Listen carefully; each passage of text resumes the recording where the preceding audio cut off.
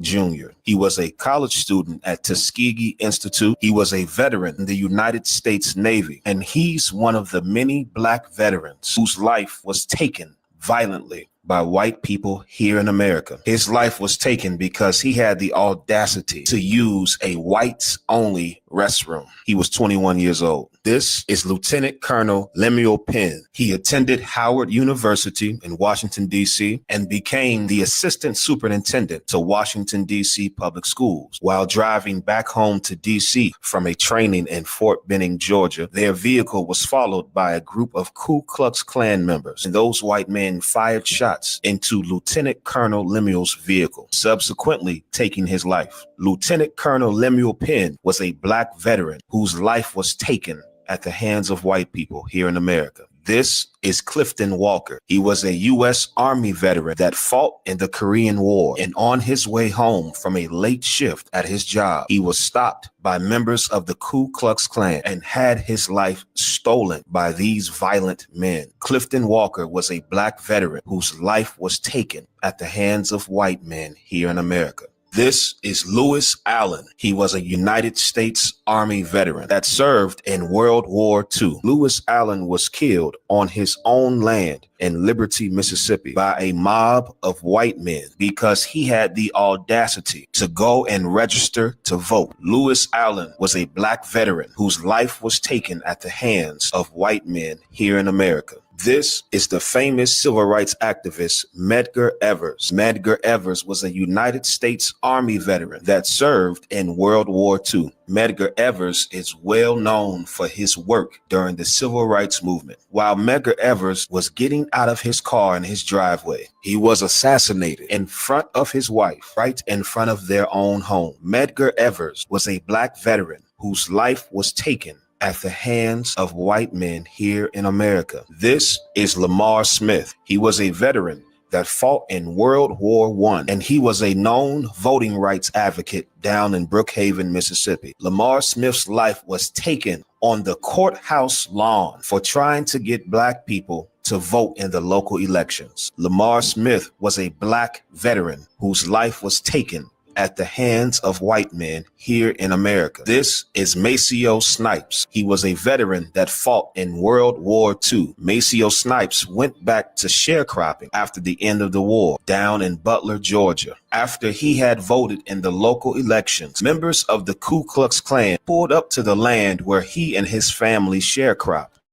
And these white men confronted Maceo and his family and subsequently took the life of this brother in front of his entire family. Maceo Snipes was a Black veteran whose life was taken at the hands of white men here in America. This is Timothy Hood. He was a Marine veteran that served in World War II. And while he was on a congested streetcar in Bessemer, Alabama, he removed a Jim Crow sign to make more space for the Black passengers. The white conductor of the streetcar then turned around and proceeded to shoot Timothy Hood 5 times. He survived, but he was arrested and placed in the back of a police car. And on his way to the jail, the police officer that was driving turned around and shot him again, subsequently taking his life. Timothy Hood was a Black veteran whose life was taken at the hands of white men here in America. This was Sergeant Edgar Caldwell, a veteran in the United States Marine Corps. And Sergeant Edgar Caldwell had the audacity to sit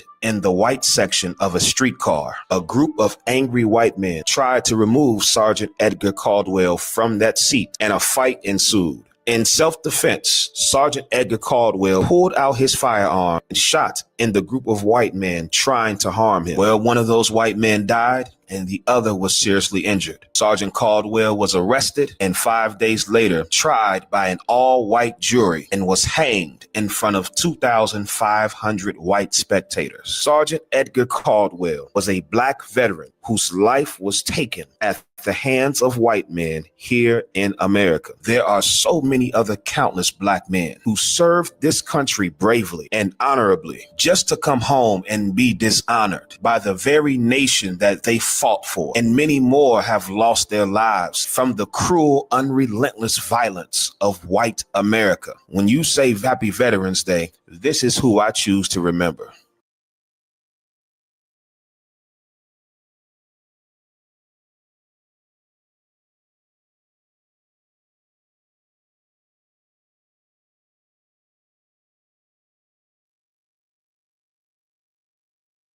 driver shot at by an Appaloosas couple who thought the driver was trespassing. Plus, a grant used by St. Landry Sheriff's detectives is helping get illegal drugs and guns off the streets. And the Henderson Lake Control Structure is getting major upgrades. Live from Acadia, your local news leader. This is KLFY News 10 at 10. A local garbage truck driver for buying waste was unexpectedly attacked by a couple while working his normal route of pickups. News 10's Elena Barra spoke exclusively with the victim, who says he finished his day's work despite the horrifying incident. A normal day on the job took a turn for the worse when residents began shooting at two garbage truck employees this morning in Opelousas. David Charles started out his normal Thursday route of being a freight driver for Bayou Waste, a garbage truck company out of Opelousas. What he didn't expect was two residents, Kevin Bergeron and Nicole Gautreaux, threatening his life. You know, you're doing your job to make an honest living, and you don't prepare, and you go to turn around, you hear a thud, I'm thinking that I hit something. But then by the time I complete my turn, I see this white woman in the drones with an AR-15 with the stop handle holding it, shooting at me about 40, 50 yards away. She on the phone, so I'm ducking wherever, then I called the 911 people and stuff, so I'm telling them what's going on. I'm saying, this she on the phone with she talking about. And then I know when I'm going to book her in. And then I'm thinking she calling reinforcement. You know what I'm saying? I've been coming here for months. So you have no reason just to come out shooting from me. We had no words, no nothing.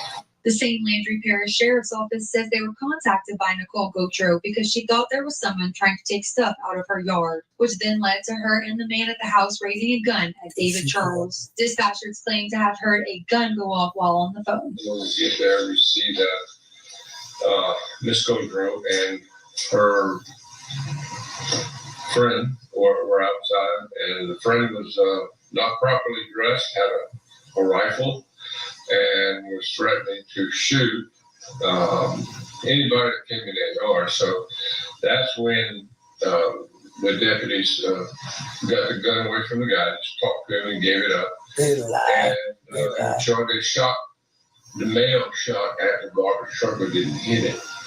So I think at this point, we're still looking at charges, talking to the district attorney, trying to develop the proper charge, being that the truck wasn't hit, the driver was not hit, his helper was not hit. Authorities say an investigation is still ongoing. In Opelousas, Elena Barra, KLFY News 10. An Orland City Park police officer was in jail. Right now, an exclusive interview with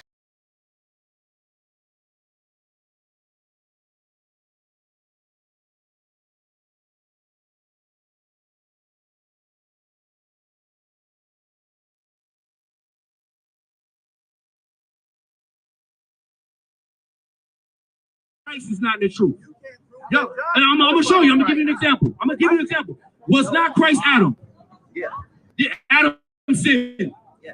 So then Christ is not the truth. You can still sin and be in the truth. What are you talking about? You can still sin. Hold on. You can still sin and be in the truth. What are you talking about? You can still sin. Hold on. Say that one more time. You can still sin and what? You can still sin and no. Say that again. You said you can still sin and be in the truth. This brother's crazy. The whole reason for changing is to repent.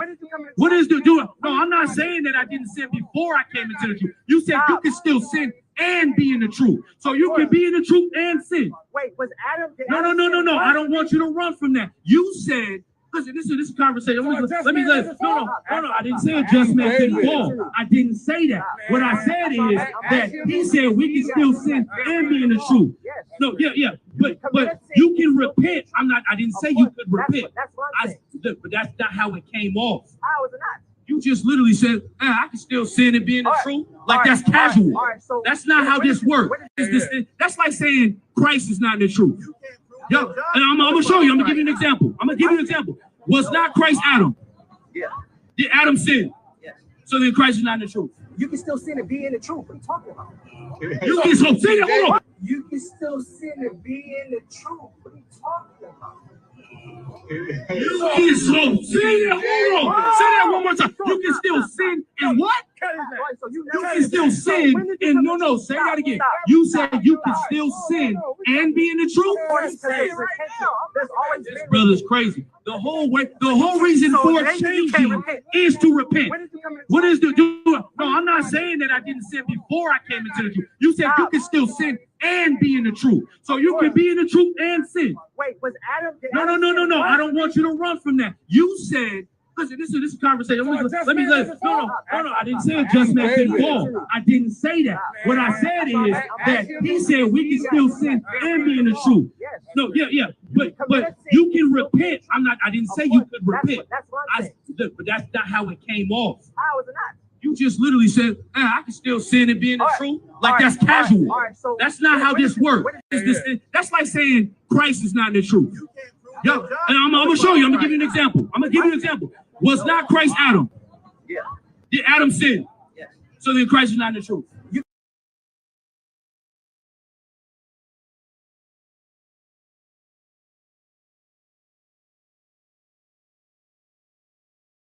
Hypocrites, brother. That is the problem with the Christian church. And that is why there is such a tremendous problem with child molestation in the Christian church, because Christianity is built on hypocrisy.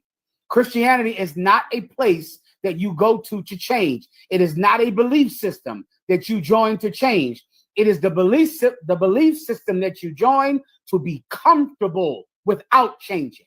That's right. That's what the Christian religion is. Oh, you hypocrites. That's what you Christians are. Hypocrites. And that's why you harbor child molesters. That's why you continue to have a Catholic priest who's a child molester, and you never punish him, never cause him to repent, but transfer him from parish to parish so he can create a gaggle of victims. Hypocrites. Say that again? Hypocrites. Hypocrites, brother. That is the problem with the Christian church. And that is why there is such a tremendous problem with child molestation in the Christian church, because Christianity is built on hypocrisy. Christianity is not a place that you go to change. It is not a belief system that you join to change. It is the belief system that you join to be comfortable without changing. That's right. That's what the Christian religion is. Oh, you hypocrites. That's what you Christians are. Hypocrites. And that's why you harbor child molesters. That's why you continue to have a Catholic priest who's a child molester, and you never punish him, never cause him to repent, but transfer him from parish to parish so he can create a gaggle of victims. Hypocrites. Say that again? Hypocrites. Hypocrites, brother. That is the problem with the Christian church. And that is why there is such a tremendous problem with child molestation in the Christian church, because Christianity is built on hypocrisy. Christianity is not a place that you go to change. It is not a belief system that you join to change. It is the belief system that. I seen a video where white people were running in Walmart stealing food because their food stamps didn't hit. It's starting. It's coming. Now, black man, Hispanic man, Native American man, my job is to make sure that you're ready. My job is to make sure that you don't starve. That's my job. My job is to make sure that you don't starve, you don't go hungry, because all of the rest of America is going to go hungry. But you know who's not going to go hungry? The priests and prophets of the ISUPK, because we foreseen this coming.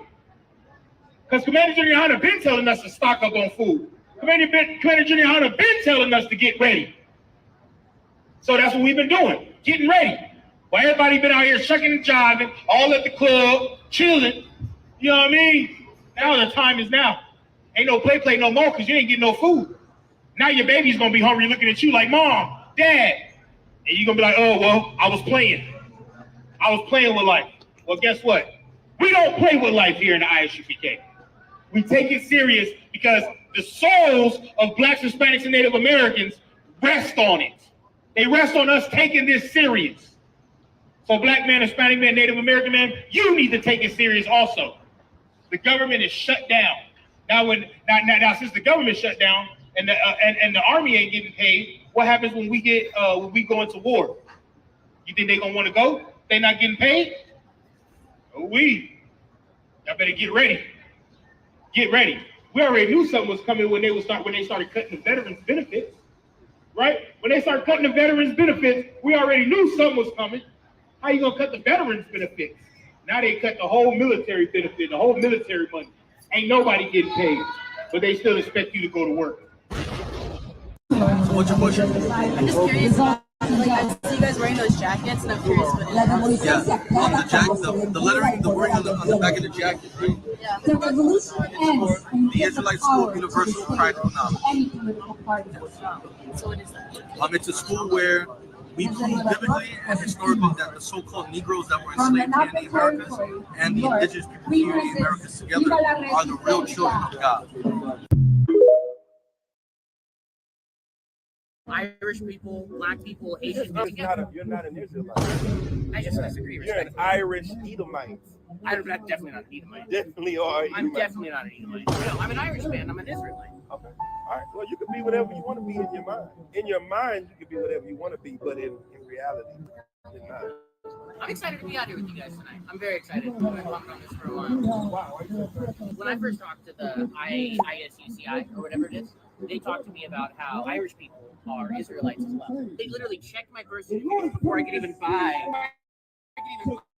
Before I could even buy this. Who checked your blood? Who checked? The IUCIC. Oh, okay. I don't even know what that is. The Israelite Universal IUIC. Oh, they told you was Israelite. Yes, I showed them my birth certificate. Now I it all showed them makes photos sense. of my great. Then when I talked to Yadai and he told me the history of Israelites, I got out of my mind excited. I said, that's literally the story of my people as well. When I heard the story of being brought over for slavery and being oppressed by imperialist powers, I said, that's the story of Irish people. And I got out of my mind excited because when I learned about the core of what the ISUPK teaches, I've never related more. I said, this is an anti-imperialist, anti-oppression movement. I said, I'm in. But the craziest part about it is the anti-imperialist, anti-oppression movement is against all of the oppressors. Yes, sir. And guess what? The thing that happened to you was white on white violence. Unfortunately, true. The thing that happened to us was everybody. Yeah. It's the same with the Irish. It's absolutely not the same. Because white people, the Irish, oppress black people. You know, the police station, you know, the whole police force was started by the Irish. Oh, I know. Yeah, but it's the same thing. If an Irish person's a police, it's the same thing as another black Yeah, Israelite. but no, what I'm saying is it's a system of oppression that's passed down, Yes, and we have never been the oppressors. Yes, sir. So that's why we deserve to be the rulers. There have been people within our groups that have been the oppressors. Oh, absolutely. But as Irish We call people those and people Israelites, sellouts. exactly, We call them sellouts. they're traitors. Yeah. White man got his name, got Irish, Asian on the flyer. He said he got that from somebody. On Congress and Fourth.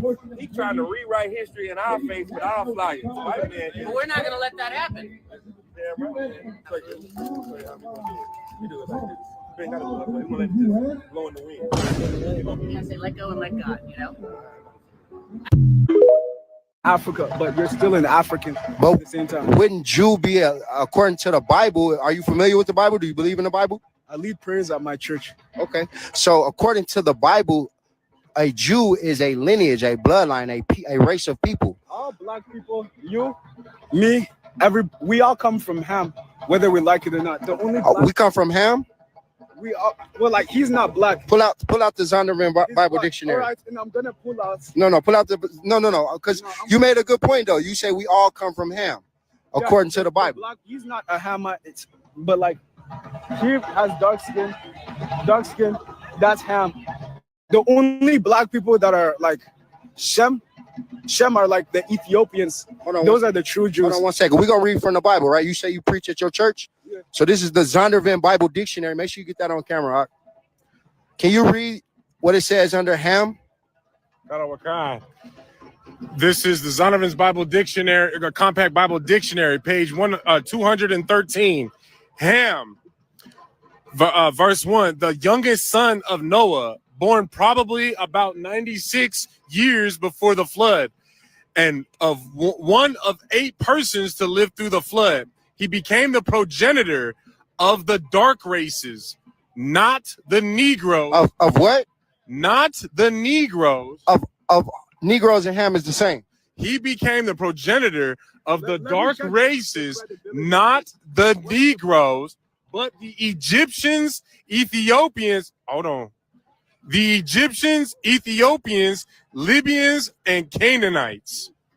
Right. So that's the Zondervan Bible Dictionary. You say you teach praise at your church. The Bible Dictionary says that's the Zondervan Compact Bible Dictionary. Is it Damn! Version? What's the credibility? What's the author's? You can look that up on your own, and we'll give you our social media and stuff, and we can have a discussion about it. But as of right now, the Bible says that Ham and the Negro is not the same. They are the same whether you. But I'm saying the Bible said that. It's not my words. I'm just saying. It's not. Did I not just read out the book, right? This is a. It's going to be a whole lot of the real gangsters of today's society, you know? Let's switch up real quick and talk about your organization. Sure. Don't know a lot about it. I know you guys get a lot of hate. Yep. And there's several offshoots, right, of the Black Israelites. Not offshoots, just fakes trying to copycat us. So you're the real... We are the original Israelite school of UPK. These groups that you see out of here, these are guys that just trying to mimic us. But we are the original school. From 1969, we've been teaching this since the days of Black leaders were on the streets. Our leaders were also on the streets. But of course, the media makes sure not to bring out that Black men are claiming to be the real Jews. They got to not let that out. But yes, we have been around. It pisses him off like nothing else. I hear. Kyrie Irving made some little tweet. They fined him $500,000 and suspended him. And then he had to go suck a rabbi's dick, not literally, figuratively. Yeah. How can you be a man and do that, man? I would have just probably quit. It's a lot of money though. I'm not trying to hate on him. Yeah. But fuck, bro. Well, it's not his job. His job is not to tell the white man he's the devil. That's my job. But he just because all he did was post out a link to something about maybe we're the real Hebrews or something. I don't know exactly. Yeah, he said this is an interesting book. He didn't call them devil. No, exactly. So he didn't. He said this is an interesting book, and this was a book about our people being the real Jews. And that's suppressed everywhere. Yeah, why can't that be out?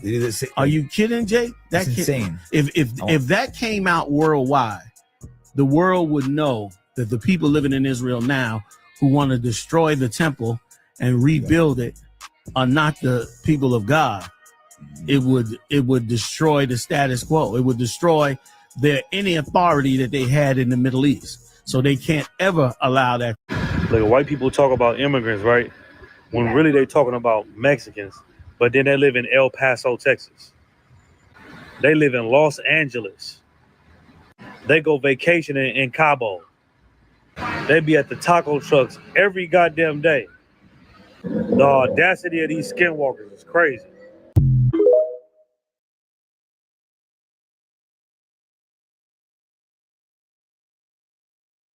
You ready to go sit in the white man's restaurant and get smashed over the head with milk bottles, and white people spitting in your food and you eating that, all because you want to so-called join, you know what I'm saying, the people that you consider better than yourself. Brother, that's a deep brainwashing there. This is the reason why you can't be in slavery for 400 years, because you're going to be drunk. You're going to be a people that's not thinking clearly. And brother, we ain't been thinking clearly. So therefore, you know what I'm saying, you gave away your businesses. All your businesses went out. That's why you drive through a lot of these cities, you don't see nothing but old stores, where stores used to be. Right. Them stores ain't been there, man, since the 50s, the 60s. You see what I'm saying? You go in there, man, somebody ain't been in this damn building in it. Get me right. Go ahead, IG. 79th Street. 79th. Gary, Indiana. Gary, Indiana used to be a thriving Black community. You understand? What happened? Integration. So now, once you fed this thing with integration, whatever, now you ain't got no businesses to give to your son.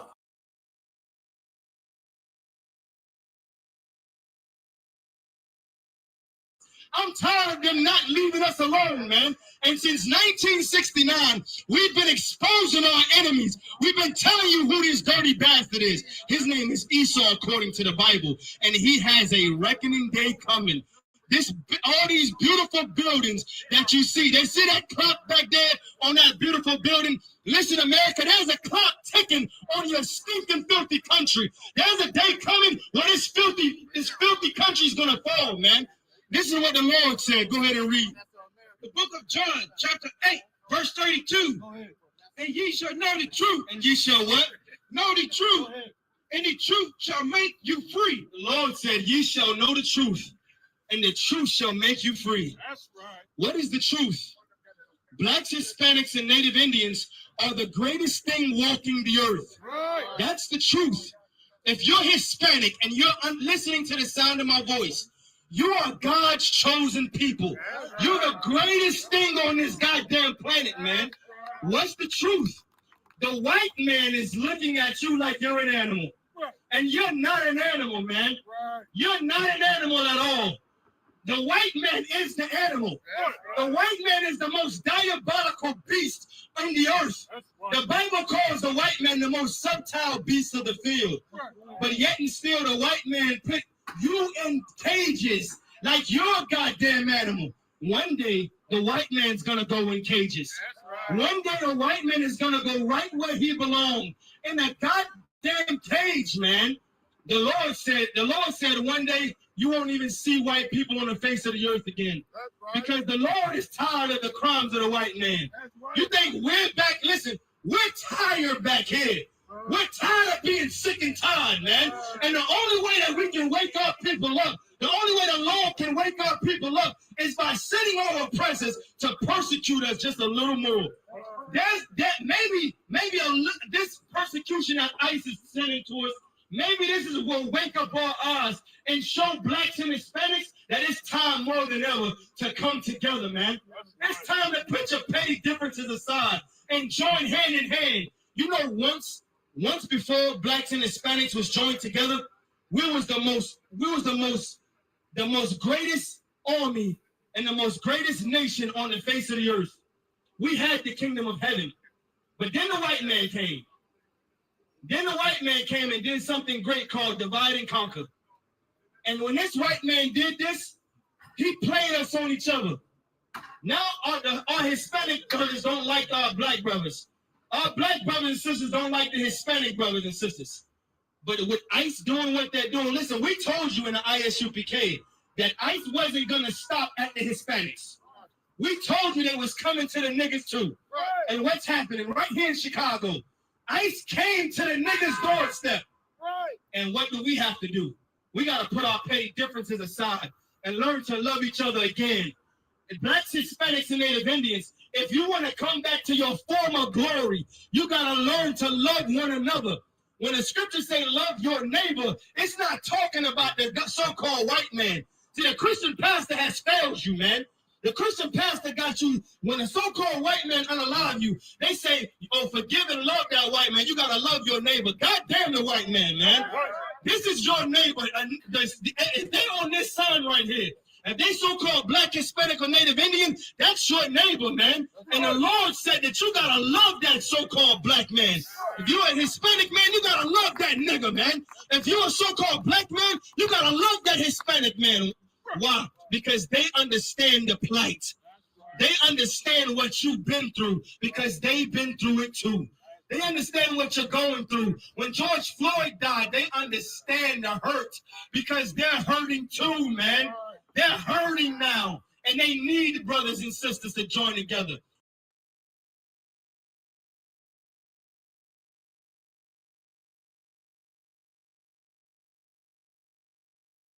Right? If they lied about how we're supposed to worship Christ, right? Why would you ever believe anything they taught you? Because I have the Holy Spirit, and I can. The Holy Spirit wouldn't make you join the white man. Right. That's right. Right. That's crazy. That is join your brother. The Holy Spirit. My brother. That's not the white man. That's my brother. To God it does. To God it does. Are you a white man? Yeah. Then he's not your brother. That's right. He could never be your brother. Because his daddy is a different tribe than you. I'm not, listen, the term white, I'll give you another one. Who taught us white and black? Society.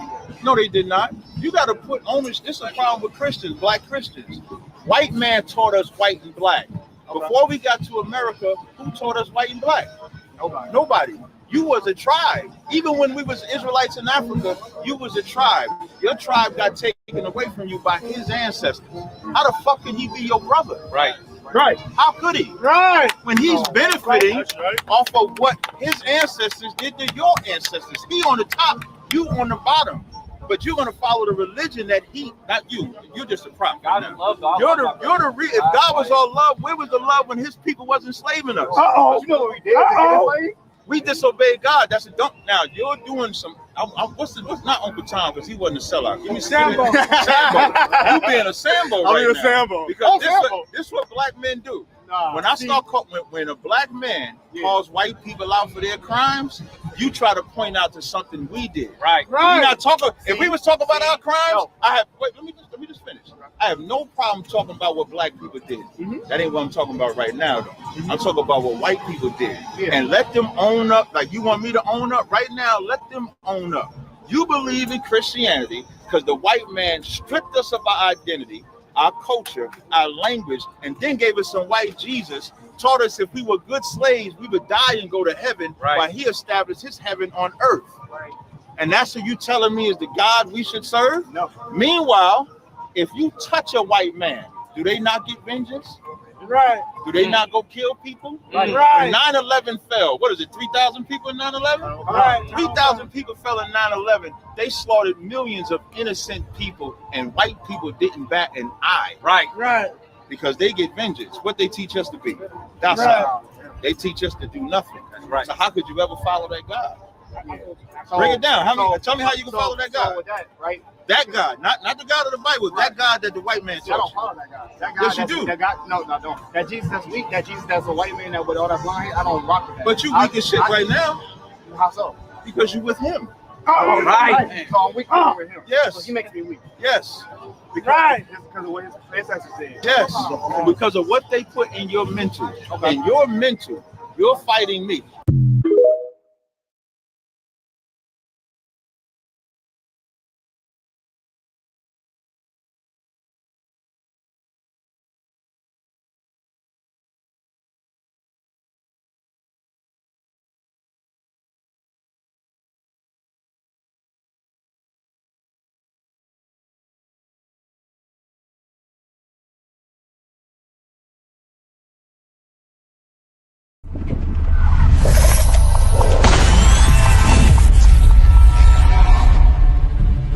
You're a black Marine or a black whatever in the white man's military, that make them want to kill you more.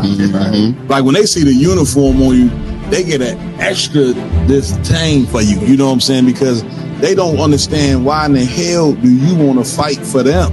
Cared enough about your trials and tribulations, the things that you suffered through, and how to get out of that. That's your history. You don't need a white man to have no remembrances for it. Damn, you chastise the child too hard, or you create trauma. If you don't say nothing to the child, then you making them soft. That's it. You know what I'm saying? Like, it ain't no way for a black man to be right even when he is in that. White people that's out there that want to help black and Hispanic people, the best thing you can do is just leave us the hell alone. They are all against you. They all want to destroy you, and the ultimate goal of all of them is to put you back into slavery and subjection. Real Nigga University in 5, 4, 3, 2, let's get it. 1.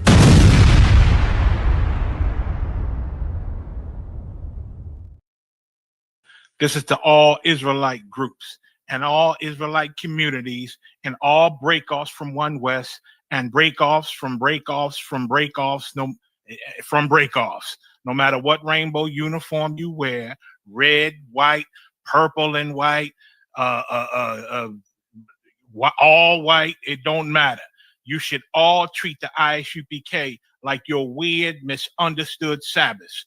You shouldn't do anything until you counsel with the ISUPK. We'll tell you when and what to eat. We'll tell you who to marry. We'll tell you who to have sex with and how. We'll tell you how to resolve conflicts with your wives. We'll tell you how to resolve conflicts with your kids, your brothers, your sisters, your parents, your friends, everybody. We'll tell you when and how to pray. We'll tell you how to direct your life in a way that's pleasing to the Most High God of Israel and our Black King Yahushua, aka Jesus Christ. We will be to you instead of a God. Just like the Most High told Moses in Exodus 4:16 that Aaron would be to him instead of a mouth and he would be to Aaron instead of a God. That's what we'll do for you. It is what you all need because none of you know what the fuck you are doing. I pray you understand. Shalom. While we're having real talk, why do black? Shalom. This is to all Israelite groups.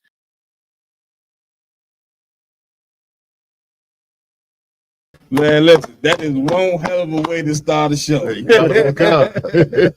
Man, big up to Journal Mayak. You know what I mean? That need to give it up. You know what I mean? That need to be played before every class, every Sabbath service, every camp. Yeah, I mean it should be just synonymous. You know what I'm saying? Man, here we are, man, for another round table of truth. We want to thank everybody for joining us here tonight for another episode. About to get it in like we always do. That's right. But before we get into any stories, here tonight, we want to always, like we always do, pay homage to the nigga God, the God of blacks, Hispanics, and Native American Indian. Somebody tuning in right now might see that and say, the nigga God. I've never heard of him. That's the problem. That is the you ain't never heard of him, but you for sure walking around with his book. You know what I'm saying? And his book been stolen by Christianity. Right. You understand? But of course, because of the ISUPK, we here to fix that.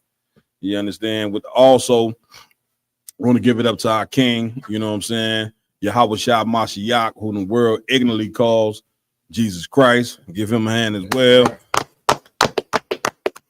And of course, we got to give it up to the man with the plan, none other than Commanding General Yohana. That's right. Understand? Got to give it up. Rob, man, the braid's still intact, man. Now he's the first thing I seen get braided and it lasts a month. I know, right? Still look fresh out the back. Nah, I've always messing with the brother, man. Y'all know how we do it, man. Sister's gonna say he got that good hair. No doubt. I mean, it's essential that we play that video about Jeremiah, especially, you know what I'm saying, what's been going on late in the world of Israel. Right. These fake Israelites, they keep pressing the line, you know what I'm saying, to try to pressing the line to try to bring Christianity over into the truth. And that form of the confusion that Christianity brings 100 different denominations, but they all serving the same God. Right. Jehovah Witness, you understand, and the Baptists, even though they got different beliefs, they all serve the same God. Episcopalians, you can go on and on and on. Even the Muslims will tell the Christians, but we all got the same God, just a different name. Right. Get me right on. Mariah. It's like heaven if I could. Please. You saying it's so heavy. You know, I'd be at the slave, you know, have a library. So I was in this almanac book, and it's saying the world's largest Muslim populations, 2024. You get Pakistan at the top at 230 million. Okay. So why I don't see black Muslims out of 25 Muslim nations, I don't see no black Muslims on here. So that means our people are so damn destroyed. Yeah. Take on another man's culture. Yeah, and he don't even acknowledge it. Right. You take on the Arabs culture, you know what I'm saying, and they looking at y'all and saying, well, y'all ain't real, you know what I'm saying? Y'all not really part of Islam. Right. Because because they know you're not an Arab. You get my point? So they trying to bring that into the fake Israelites, trying to bring that over into the truth, and it's just not gonna work. The ISUPK, you know what I'm saying, we not gonna accept, you know what I'm saying, other fake camps and saying that they in the truth like we in the truth. Right. You know how hard it worked and how you know how much the seven heads toiled to try to bring forth this truth and to say that everybody is in the goddamn truth. Right. You understand? These cats they in a break off from a break off. Niggas getting broke off. Right, getting broke off. That's what happened when you have a break off. Right. When you have a break off group, you end up getting broke off by your woman. Okay, go ahead. You gonna say something more? I was about to say the same thing.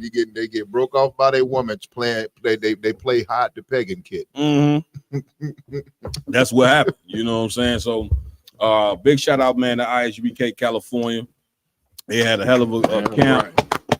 You understand? The fake Israelites came out there and got smashed. Okay, it was not a good look. Did we play that clip yet? Wrong one. Just that one clip. Go ahead. Let's play that. Let's play that one clip so we can show everybody exactly what we're talking about. And it's been a concession of things that transpired since this video came out. They also had a video where it was two different clips.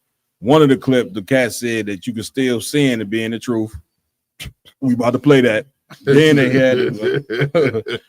had a video where the brother say, "So you got to come through the ISUPK to get salvation." Right. And the brother told him, yeah, that's exactly what I'm saying. You understand? Like how do you even learn about what true salvation is if not from the men of the Lord? Like who in the hell even taught you about? I know you ain't looking for the church to teach you about no salvation. Right. You see what I'm saying? Because the Christian church telling you, shit, we already saved. Right. Get me right on it. They ain't teaching you, know what I'm saying, that salvation is to come. A Christian is telling you, I already been saved. And because they think they already been saved, they go out there and indulge in as much sin as possible because they already been saved. You see what I'm saying? And don't even understand what salvation is even talking about. Right. You get what I'm saying? So now you flip over into the truth. You know what I'm saying? Where we bring out an ISUPK, where we go in these scriptures and show you the total opposite of what the Christian church done taught you. Yes, you get what I'm saying? And so now when we come out and show you these different things here, now you get the pure understanding of what salvation has to do. Right.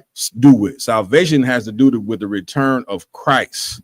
When Christ returned, Christ is returning according to the Bible.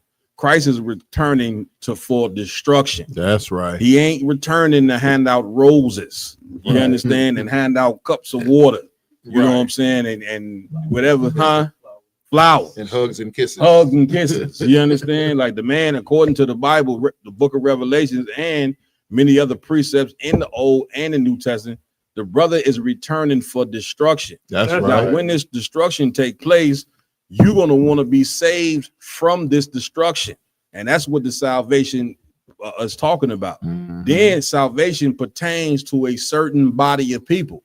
And according to the Bible, that salvation pertains to the 12 tribes of Israel. That's right. That's who that salvation, according to Christ's own words, that's who salvation pertains to. Now, the problem is, for a very long time, nobody knew who in the hell. That nobody knew where who were the 12 tribes. Right. Like they kept hearing about these 12 tribes, but nobody knew what in the hell happened to them. Right. You get my point? What happened to them is they went in slavery and lost their identity. That's right. You get my point? And were given another people's name, land stole. Then on top of that, you had a bunch of fake Jewish people that walked around and took our identity. Right. Those tribes, man, because of ISUPK, went and did the extensive research, started a school in 1969. Those tribes, come to find out, were right here in North, Central, and South America, so-called Blacks, Hispanics, and Native American Indians, right? That's just a brief, you know what I'm saying, history right there. Now, when you go into it, you know what I'm saying, you say, well, who was the cats that made it known, you know what I'm saying, about the tribes and about salvation and basically the truth, you know what I'm saying? Who was the men that started this? It was them 7 heads, you know what I'm saying, in the ISUPK that started this school in 1969. That's right. When we say ISUPK is the home of the truth, that's complete facts. You see what I'm saying? It's like somebody, whoever started Burger King, right? Now imagine somebody, you know what I'm saying, leave Burger King and say, well, I'm gonna go start Sugar King. Right. You understand? Oh, God. And to try to tell you, you know what I'm saying, that Sugar King is just the same as Burger King. You see what I'm saying? But when you went and started Sugar King, you know what I'm saying, you didn't keep it like the original Burger King. You see what I'm saying? Right. And so then Sugar King, now from Sugar King, somebody go start BB King. not the artist. Right. I'm just trying to give you an example of what has transpired over the years with so many different break-off groups, you know what I'm saying, trying to go out there and teach the Bible. And like General Mayak just said in the video, that don't know what the hell they are doing. Right. You understand? Going out there trying to teach the Bible. Right. You understand? So now, if you want to learn the truth, then you got to come to where the home of the truth is. And ISUPK is that home. That's right. If you wanna, like the Quan Wall said in the video was so cold. The brother said, if you want a chance at salvation, the ISUPK is where you got to come. Damn right. Now, why is that important to know? Because who you learn from, brothers and sisters, is going to determine your fate. You understand? The Christian church, they listen. I shouldn't have to tell black and brown people how lost the Christian church is. I shouldn't have to tell you that. You flip on, just go through social media. You know what I'm saying? And you gonna see. I seen a full out what they call them, transvestite, you know what I'm saying, in the damn preacher's suit, you know what I'm saying, preaching to the pulpit, full out transvestite, and he had a full church sitting up in there. You see what I'm saying? And so we know that the Christian church, we know that ain't the truth, but our people so punch drunk from being in Christianity, brother, that it's damn near, it's like trying to get them off of Christianity is trying to stop a man from being an alcoholic, or trying to stop somebody who's on drugs from being a drug addict. You understand? It is almost near impossible. You got to be so special to come into the truth. Yeah, you got to be very special just to even understand the truth. You get what I'm saying? And according to the Bible, man, the truth is ain't but one place. I will pull that scripture if you could about the straight gate. You understand? Go ahead. You want to say something, please? Yeah, come on. Get down. I was going to say, like, to your point, these fake Israelites watch the ISUPK lay down the foundation of the truth. Right? You said the 12 tribes, all the archaeology, all the breakdowns, everything. And to think, okay, I'm going to take that blueprint and bring it over here. And to think that you are in the truth is just insane. I can't wrap my mind around it. Mad Cap. And then, like, the scripture we finna bring out, I'm just bringing out. It's like, please, look. What you saying is extra heavy. You understand? But once again, this has got to be brought out. And man, listen, if you in the Israelite world, you should also be able to see how the Lord is taking the ISBK all the way up to the top. I mean, these brothers, man, there's so many brothers in the school. Kazak Ahmad, Tabawan, Malak down there in Kansas City. You know what I'm saying? I'm not even gonna try to name all you brothers because there's a ton of you brothers. I mean, pulling millions of views with the clips that they doing on YouTube. Yeah, kind of. You know what I'm saying? Whack 100. You know what I'm saying? He gave us a shout out on Aiden Ross show. When he said Aiden Ross, he said, "Have you seen ISBK? Them cats that have white people out there kissing their boots." Damn right. You see what I'm saying? So the Lord is opening, you know what I'm saying, social media up into the truth. The Lord is putting ISUPK right where we need to be. You know what I'm saying? Why is this so crucial? Because we are in the last days. We ain't got much time. That's right. Remember, the scriptures say that the third woe cometh quickly. You understand? You looking up already. It's finna be New Year's. I felt like we just jumped into 2025. Yeah, come on, get me right. Come on. You gonna say something? I'm gonna say, Cap, and if I could, Cap, it's not just you out of one. Everybody I talk to feel the same way. Yeah, all across the board, young, old, in between. You know what I mean? Everybody has noticed time is sped up. That's it. You know what I mean? Yeah, right. Like I said, it seemed like the year just started. Then it was summer. Yeah. Now it's gonna be winter. Now it's gonna be next year. You know what I mean? Already. Already. Yeah. That's the Lord, you know what I'm saying, rushing you, you know what I'm saying, to Armageddon. Saying that the Lord is rushing you towards Armageddon.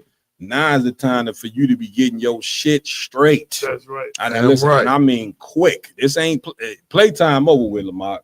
You understand? And now ain't the time to be talking about, you know what I'm saying, that this group got the truth. It's not the original, man. Right. Once these cats left, if you get the breakdown on the whole inception of the truth and the camps and all that, and then you go to these different camps, you understand, you're gonna see that these brothers, man, do not have the truth at all. At all. You see what I'm saying? And it's crazy because when you go and start a camp, you know what I'm saying, outside of the ISUPK, all you do is put a stumbling block, you know what I'm saying, for your people to where they can't enter into the straight gate. Right. You understand? They looking at you, you know what I'm saying, like you the way, you know what I'm saying, and you who we should be listening to and following, and then they end up in a goddamn jam. Yeah, you understand? Which happened with the Sakari.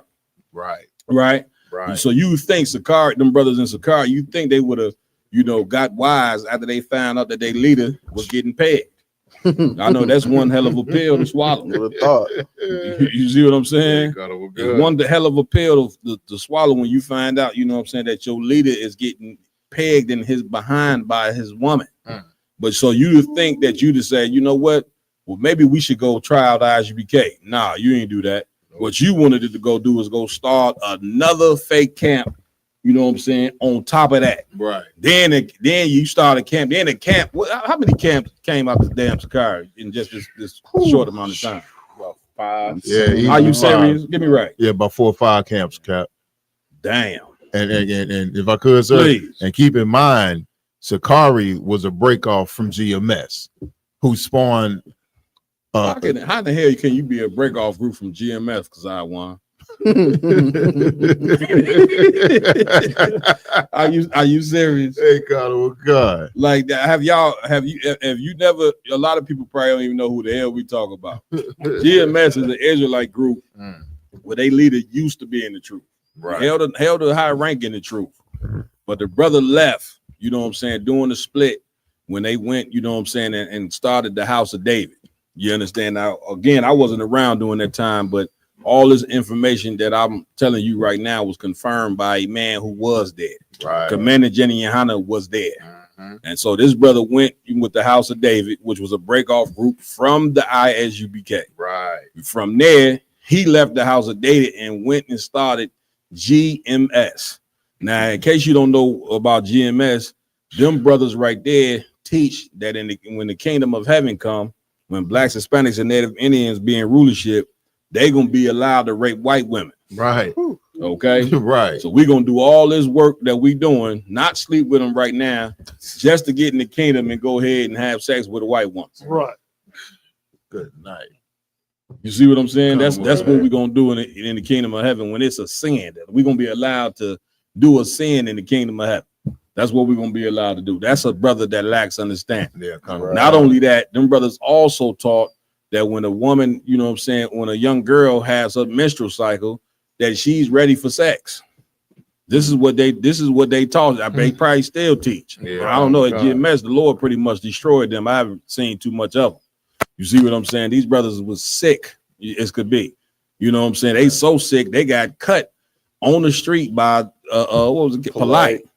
Who come to find out was a child molester himself. Right. He went out there and cut them on the street about molesting kids. Right. Meanwhile, he molested. Right. You get what I'm saying? So So you got these guys out there, and the problem is with teaching. You know what I'm saying? Once a woman has a little girl has a menstrual cycle, you got little girls having a menstrual cycle at what age? The young 9 11, years 8. old. So you telling me when a young girl is 8, and this is what Polite said when he went out there.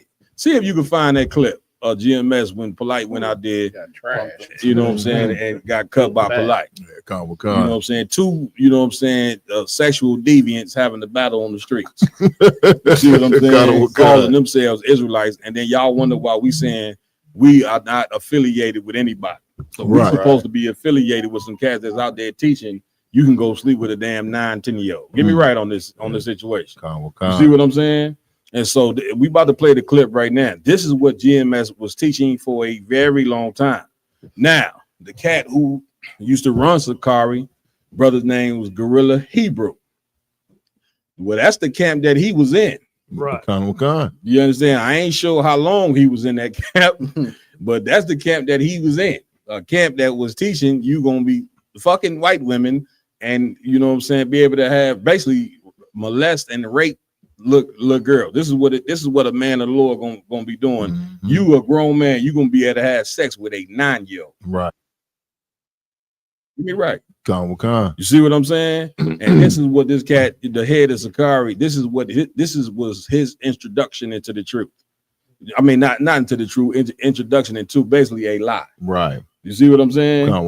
Now, eventually, many must have woke up and said, "Well, I guess being a part of this type of organization ain't probably good." You know what I'm saying? To be teaching, be a part of what they teach. Go ahead, but now, I don't know how true it is, Cap. I'm just gonna say unconfirmed. The word around is when he was with GMS, that he didn't leave; he got kicked out. Okay. Now, my thing: what do you have to do to get kicked out of a group of perverts? That is a good question. You know what I'm saying? That is a good question. If anybody knows, type it in the chat. This nigga too severe for us. Right. How the hell you get kicked out of the group? You know what I'm saying? That's teaching what the hell they teach. They teaching. Well, I GMS kicking anybody out of anything. God. Majority of them brothers, man, when you go, you see they standing on the court in some spot. You know what I'm saying? In the downtown and all the cities where nobody walks at. Con with God. You know what I'm saying? And they like in the day, they huddled up, you know what I'm saying? Half of the camp, you know what I'm saying, need to be on medication. Right. I mean, some good severe medication. And they out there teaching. But anyway, moving forward. So this guy goes and starts Sakari, right? Goes and starts Sakari, and I guess that was supposed to be the truth. And come to find out, the brother who started Sakari, you know what I'm saying, was getting pegged in his behind by his woman. Now, I know this is hard to the ears, you know what I'm saying? But of course, okay, we got to bring this out and show you this because we got these fake ass camps, you know what I'm saying, out here, and this is what they come from. Right. You understand? Like, this is the foundation of what they come from, which means they was never in the goddamn truth. Right. Ever. Right. You understand? Like, they came from something, from a break off, pretty much came from a lie and tried to make it into the truth. And because of it, the brother drug so many brothers with him into that goddamn lie. Yeah, you see what I'm saying? Now, the problem is we had a very crucial time where our people need the truth more so than anything. That's right. Like trying to start something outside the ISUPK is really trying to just go ahead and abuse a people that's already been abused. Right. You see what I'm saying? Right. Like, why would you, when we so close, you know what I'm saying, to getting ourselves together as a nation, why would you go and cause a stumbling block? And not just them. IUIC, they leader used to be in the ISUPK. He said he left because the brothers was having too much polygamy in it. Right. Getting too many women. Yeah, what man, you know, too much polygamy for people don't know is a man that has multiple wives. Right. Now I can see women having an issue with it. Right. I get it, to get that part, right? But nigga, what in the hell are you mad at? Like, I ain't never looked at another man and said, man, you got too many problems, all right? Like, that's mighty, you know, it's mighty tender of you to say that. To say the least. Yeah, to say the least. Yeah, you understand? And they somebody showed a picture. See if we can get that picture of Nasty Nate. You know what I'm saying? Somebody shared it with him the other day. Now you can bet your bottom dollar if this brother's able to find this picture, you're gonna look at this picture and say to yourself for sure, this cat is a full out sodomite. Yeah, okay. Damn near the whole camp. I've watched a few of the clips of them teaching, you understand, on the street, and these cats is full out faggots out there teaching. Yeah, talking about they representing Christ. Right. It's a rough one. Go ahead and play this clip, Roman one. Well, let me keeps going. We have how many of your fathers here? Just be for real. If you're a father. Now, what if someone is overwhelmed by the spirit of the Most High God, and he reads your scripture and he take your daughter and he just raped your daughter? What do you say to that? If he lived like you live, walk like you walk, talk like you talk, because y'all live amongst each other. Yeah, y'all live amongst each other. So what happens when one of y'all feels so overwhelmed by the spirit of God that when you see one of each other's daughters, you just grab her up? You gonna tell one of these brothers here, come on, you know the doctrine. You know how we get when you get. Well, answer it. We just told you that. How would y'all respond? In this time, that was if it did happen. Hold on. But if it did happen, you would allow it to happen. Why? Because you go back to the scriptures. Go ahead, Cat, go ahead. That one cat, he wanted to say we ain't gonna let it happen. He said, "Hold on now." It did happen. If I take your daughter, you gonna let it happen? Right. Damn. Go ahead. You can see it was like you go ahead and answer. He didn't even want to be the one. Then he had to like, okay, damn, they're gonna get cut. Now I'm gonna get cut. He didn't know what he wanted to do because he was trapped in the box. That's it. He was trapped. Like, how you in the same camp but disagree right in the camp? Right. You know what I'm saying? Why you being questioned by a child molester? You know what I'm saying? At the same time, like this cat who's questioning them, This cat is in jail right now for molestation. Not even molestation, but having sex with an underage child. Yeah, kind of. But he out there, you know what I'm saying, trying to battle somebody on something on some righteousness. Right. You understand? Had the whole conscious community fooled. You understand? Come like, on, man, God. like, we in one hell of a predicament, man. And this ain't the time to be playing. This is the Lord's people that we talking about, man. Yeah, This is a very serious time. And because of a very serious time, we got to fix it's a lot of things that we got to fix amongst us. And we can't fix these things amongst us when we got so much goddamn confusion. Right. That's the Christian church's problem. They in a total state of confusion now. You understand? This is why you can't be one people and one mind, you know what I'm saying, when you got so many damn beliefs out. You understand? Yeah, like the Lord ain't create us as a nation of people. He didn't create the 12 tribes to have 12 different beliefs.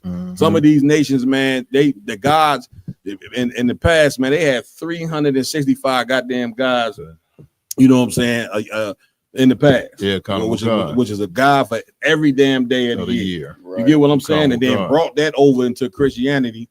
You cats leave Christianity and think that you're gonna go ahead and now try to turn the truth into Christianity, and it just ain't gonna work.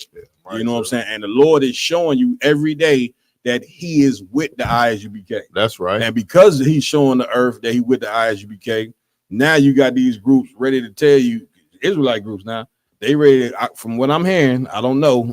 It's supposed to happen tonight, I guess. They're supposed to come out with some big revelation, you know what I'm saying, that's talking about Gentiles can be saved.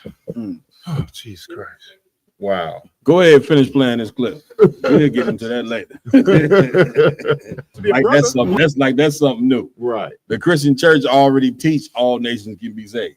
So what the hell? Like you didn't win and found the scripture, you know what I'm saying? Oh, this it right here. It right there. You get what I'm saying? Like really what they doing is what Christ said, you know what I'm saying, wicked men would do is shorten the bill. Come on, RG. Yeah, Cap, they didn't came out and said it.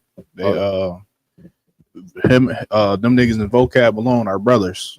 That's their brother right there. Come on now. We got the clip on it. Is it a clip or where you reading that from? Captain Zariak post. Oh, he just posted it? Yeah. Go ahead, finish playing this clip, Ramon.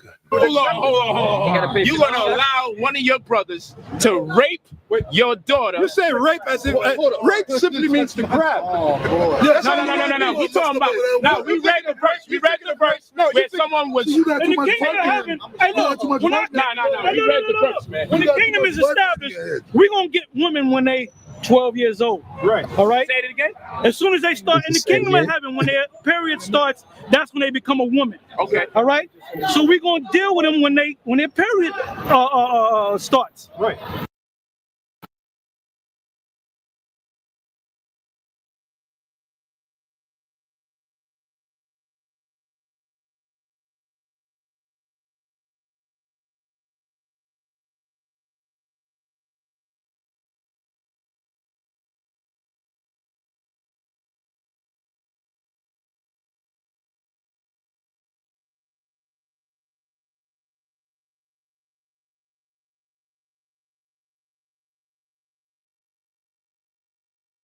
Like-spirited people. Like get it, brother. Hand that like-minded is the real thing. Like this cat right here, you can look at this cat. Look at how sick this brother is right here. Yeah, kind of. You see what I'm saying? Now the only way that you would join his organization is if you sick like he's sick. Exactly. You understand? Which is what happened. You know what I'm saying with Gorilla Hebrew. He went and found an organization. You know what I'm saying, that fits his sickness, which was what happens to a lot of our people that when they hear about the Israelites, hear about the truth, they go find a group that fits them best. Right. You see what I'm saying? They look at the ISUPK and can see that it ain't nothing but righteousness up in here. It ain't nothing but order up in here. They look at that and say, well, no, I ain't really that serious about the truth. Right. You know what I'm saying? I'm just really pump faking. I need to go find some niggas like me that's pump faking like me. I found them, Sakari. You get my point? So that's what you got to do. You know what I'm saying? You got to go find something that fits you. Here's what I can tell you. Up in here, we serious about this here. Commander Jenny Hanna is serious about fixing his people out. That's right. You understand? He said something so powerful, man, up in Philly when he was battling the Christian pastors, which I quoted on Facebook the other day. He said it's his duty to go get every black and brown man out of the gutters of the ghetto. You know what I'm saying? And he can't stop until that mission get done. I'm paraphrasing, of course. You got the scripture, IG? Come on, read that scripture real quick. This is the book of Matthew, chapter 7, verse 13. Go ahead. Enter ye at the straight gate. Enter ye what? At the straight gate. What book is this you read out of? Matthew. Who? Matthew. This is one of the apostles right here. You know what I'm saying? Reading to you, to telling you to come through the straight gate. You know what I'm saying? Now, is he wrong for telling you that? You understand? If it's wrong for a man to tell you that it ain't but one place to come get the truth, then what in the hell is Matthew talking about right here? Because he's saying enter in through the straight gate. Keep reading. Come on. For wide is the gate. For what? Wide is the gate. Wide is the gate. It's talking about these many different religions and fake camps that's out here. Keep going. And broad is the way. And broad is the what? The way. Broad is the way. Once again, talking about all these different religions. Keep going. That leadeth to destruction. That leadeth to what? To destruction. That leadeth to what? Destruction. That leadeth to destruction. And that's what happens when you join these camps. Excuse me, you know what I'm saying, that have not been authorized to teach. Once again, the Lord, you know what I'm saying, he find a group of men, put his hand on those group of men, which mean when I say put his hand, meaning give these men the truth, and he established order that way. But you imagine the United States trying to, you know what I'm saying, establish order, you know what I'm saying, without having the states coming together. That's why they call it the United States. Because you imagine Russia saying, well, we got 6 different Vladimir Putins. Right. You know what I'm saying? Right. They all, you know what I'm saying, moving in a different direction. Right. Or China, you know, or any, you can't establish a nation that way. But of course, you know what I'm saying, in our stupidity, you know what I'm saying, and in our youth, think that we can believe 10 different things and then come together for a unity camp. Go ahead. Hey, Cap, please. I was just thinking about that. I was say the proof that they break off and that crap that they're doing does not work. You know, everybody say, well, y'all all the same. Why don't y'all come together? Yeah. They doing the unity camp year. I ain't heard about a unity camp in a couple years. Last time they stopped that. We didn't shame that so much. They stopped that. Because they, for those that don't know, all of the non-UPK Israelites got together. We in Commander General Yohana invited them all down to Passover. That's it. He said all camps come together. That's it. All camps come back to UPK. All y'all invited to Passover. That's it. So to spite Commander General Yohana and to spite the Lord, they said the hell with the UPK and the hell with Passover, and they formed a unity camp. Yeah. And then at that unity camp, the last one they had, they was in there brawling, called the police on each other. You know what I'm saying? They supposed to be the men that's supposed to police the world. We supposed to bring order to the world. That's it. If they was in the truth, and now we have Passover every year. Thousands of brothers and sisters come all over the world. That's it. Not a fight, not an argument. That's it. Only time the police was called is when the lights in the hotel went out. Yeah. And we had the hotel locked down so goddamn good. The police said, "Oh, y'all know what y'all doing. Y'all got it," and they left. Well, you know, it's only one way to explain it. It's a ton of demons out in the earth. One of the demons that exists amongst us as a people is the demon of confusion. You understand? But the problem is the Lord said he is not the author of confusion. That's right. You understand? So if you got different places teaching different things, then the people will never be able to come one people. You got some more on that I will on? Just a little bit more. Please. And it's like, and many there be which go and threat. Was that it? Come on, sir. Yeah, all right. Where we at? Where we going next?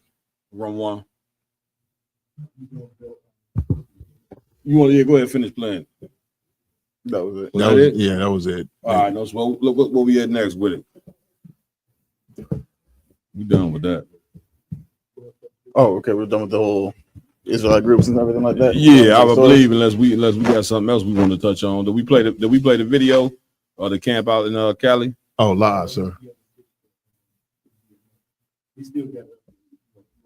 Yeah, that's what I'm saying. Are we done with this one?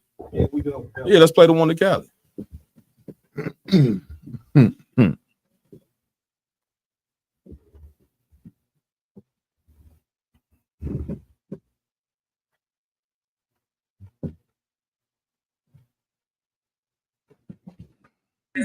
That's like saying Christ is not the truth.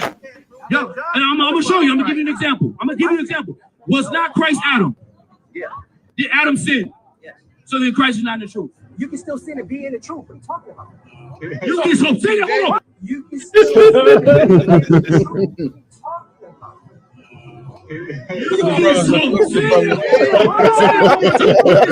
Look, did he just say that? You can still sin, and no, say that again. You said you can still sin and be in the truth. This brother's crazy. The whole reason for changing is to repent.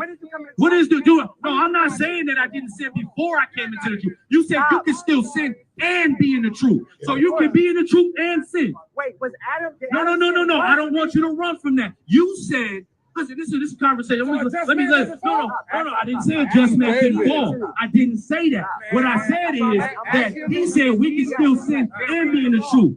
No, yeah. But you can repent. I didn't say you could repent. But that's not how it came off. How is it not? You just literally said, I can still sin and be in the truth. Like that's casual.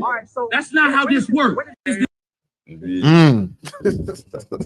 He definitely got. Go ahead, IG. Man, Cap, this is what happened. These niggas broke off from Sakari. And like, man, give me right on it. But the Sakari, it ain't too long ago that Sakari just failed. They already got break off groups. Nah, they planning that shit from the get go. They came. Sakari said, "Man, we gonna come here for a little bit, and then we gonna make our own move." That's what everybody go to Sakari from. Precepts, you go him. He went there. Niggas go to. It's like a startup group to start your own kit. Israelite startup kit. Right. Yeah. Go ahead though. What was you gonna say, IG? Come.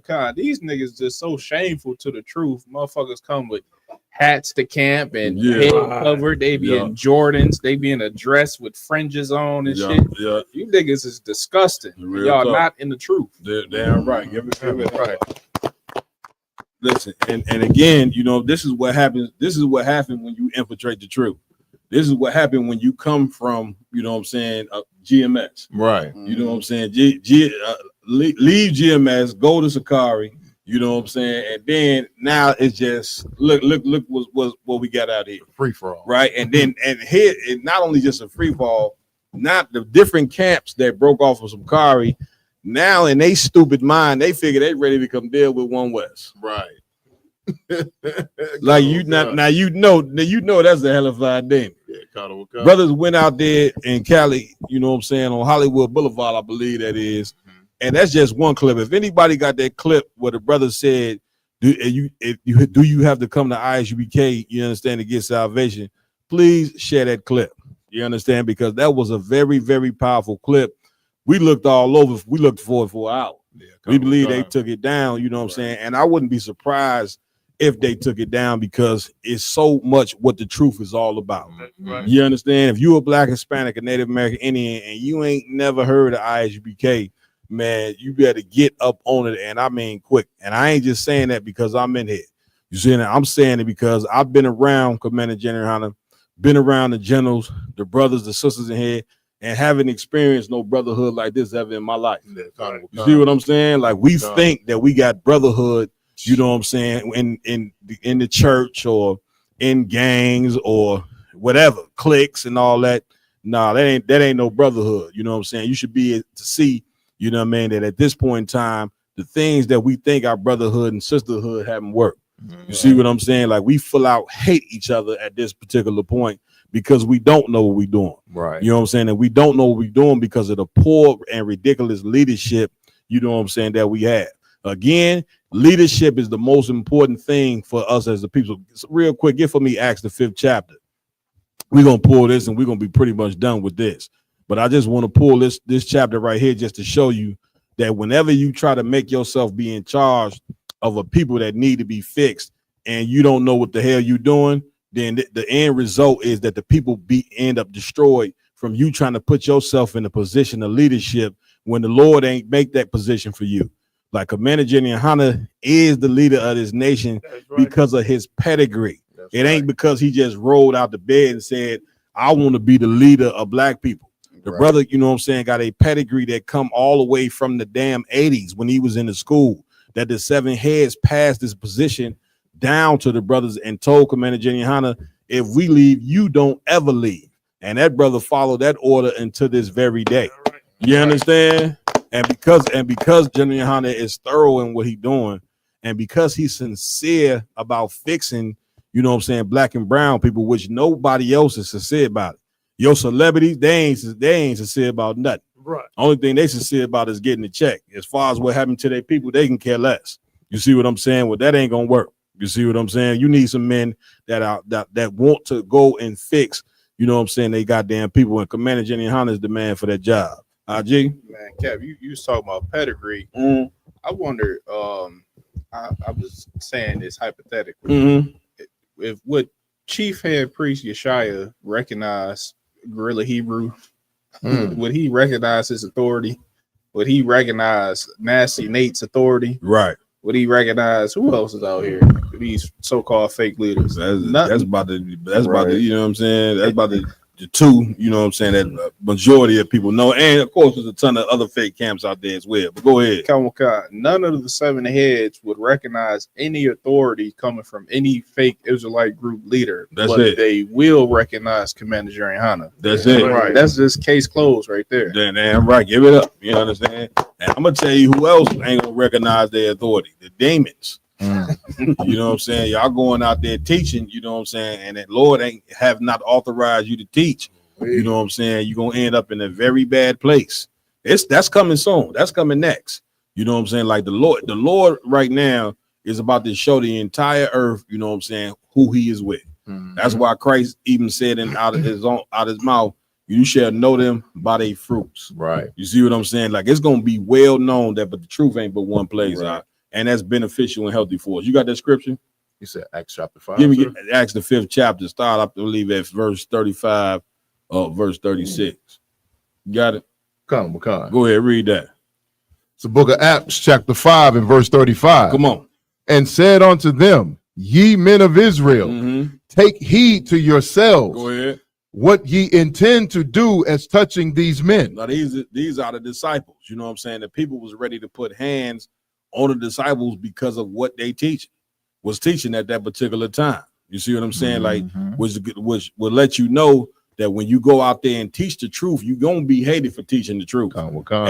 Especially when you live in a society where the people who ruling over you, you know what I'm saying, have a belief and have taught you something that's opposite of what the Lord wants you to know. Right. So when you go out there and start teaching, you know, the truth, just like in the Roman society, you know what I'm saying, we're hated right now.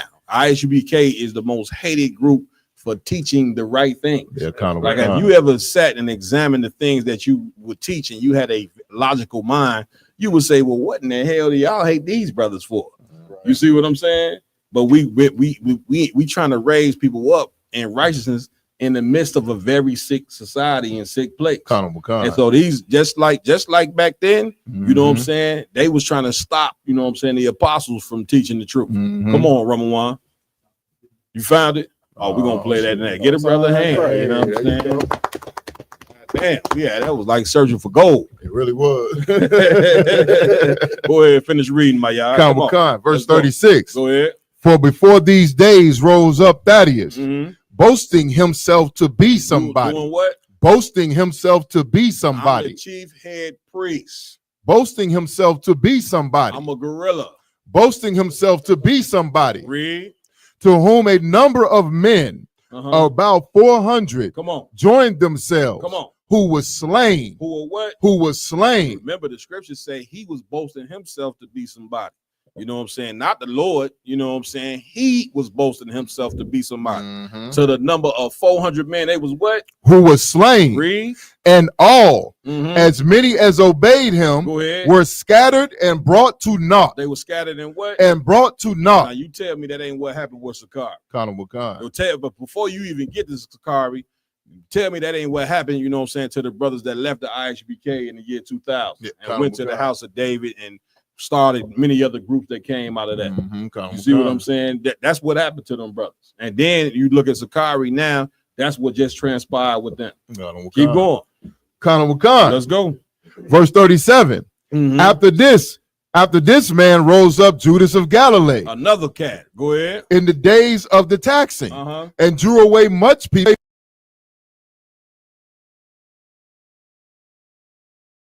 drew away because these brothers put a stumbling block before the men of the Lord.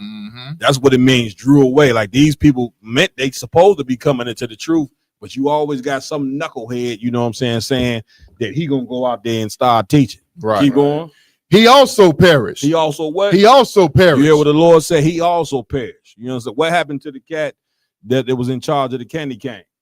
You understand? The comforter. Right. Tazadaki. You know what I'm saying? He another cat that was in the ISUPK, left with the House of David, and then left the House of David and started the candy cane group. You know what I'm saying? What happened to him? A brother, you know what I'm saying, that had so many demons on him. He said that he was the Holy Spirit. Right. But this brother ain't here no more.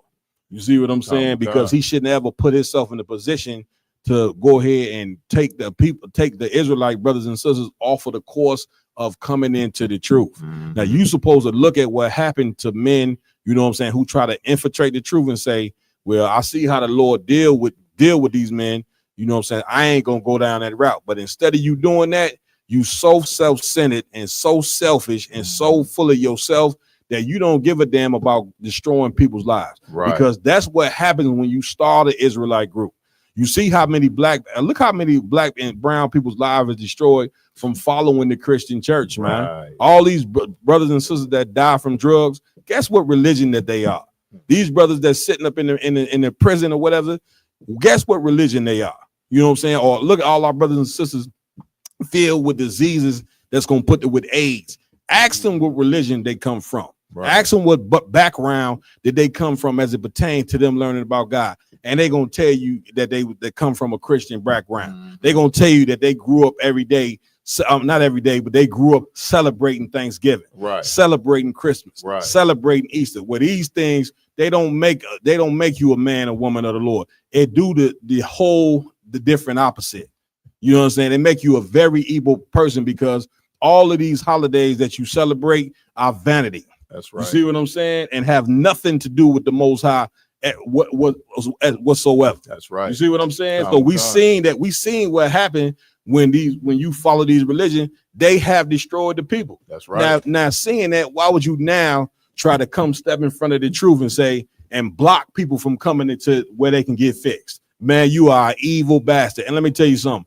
The Lord gonna deal with you. All right. And you listen to me good. Every group that you see that's not the ISUPK and they go and start a group, the Most High is going to destroy that group. That's a fact. This is what we reading right here in Acts the 5th chapter. Keep reading. He also perished, and all, even as many as obeyed him, were dispersed. What is what? Were dispersed. Keep going. Verse 38. Go and ahead. now I say unto you, and now what? I say unto you, the party said and was dispersed. You understand which meaning now instead of them being in that group, because this cat was destroyed by the Most High, now they dispersed. You know what I'm saying? So now this one break off group, from that group, you're gonna have 10 different goddamn groups. You see what I'm saying? Now, how much confusion is that? And of course they're gonna teach. Of course they're gonna teach that, man. It don't matter where you go to learn the truth. Right. We all got the goddamn truth. Right. You see what I'm saying? Like, what are we talking about here? You know, said I heard a brother tell Captain Zariak on his in his car chronicle this morning. Every group got a piece of the truth. Piece of the truth. Oh, God. Yeah. This got you got a piece, he got a piece, that got a piece. Nobody has the whole truth. It's a pizza.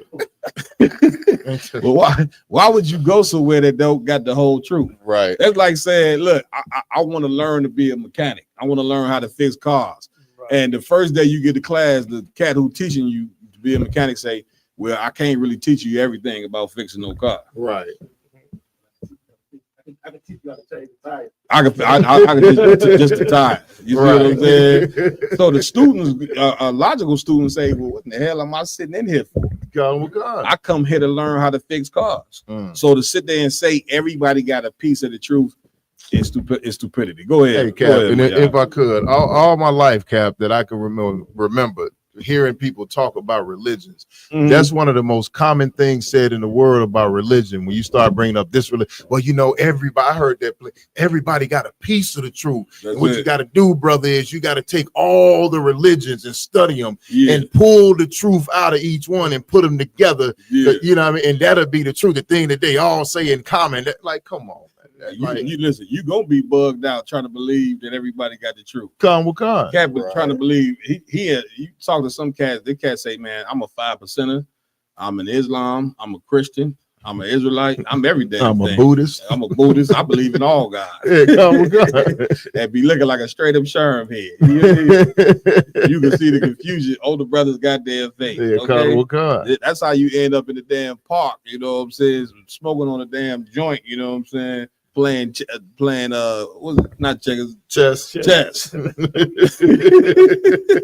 you hear the world of goddamn confusion. Stop this, man. Keep reading what you got real quick, guy. Con. Go ahead. Verse 38. Uh-huh. And now I say unto you. And now what? I say unto you. Come on. Refrain from these men. The refrain from these men is talking about the UPK. Keep reading. And let them alone. And do what? And let them alone. Read. For if this counsel or this work be of men, be of what? Be of men, go ahead. It will come to naught. It will what? It will come to naught. That's why I'm telling you, all these fake camps gonna be destroyed. Even Christianity is pretty much destroyed because Christianity is a man-made religion. It has nothing to do with the Most High. Islam, man-made religion. It ain't got nothing to do with God. 5%er, all these different things are religions that come from men.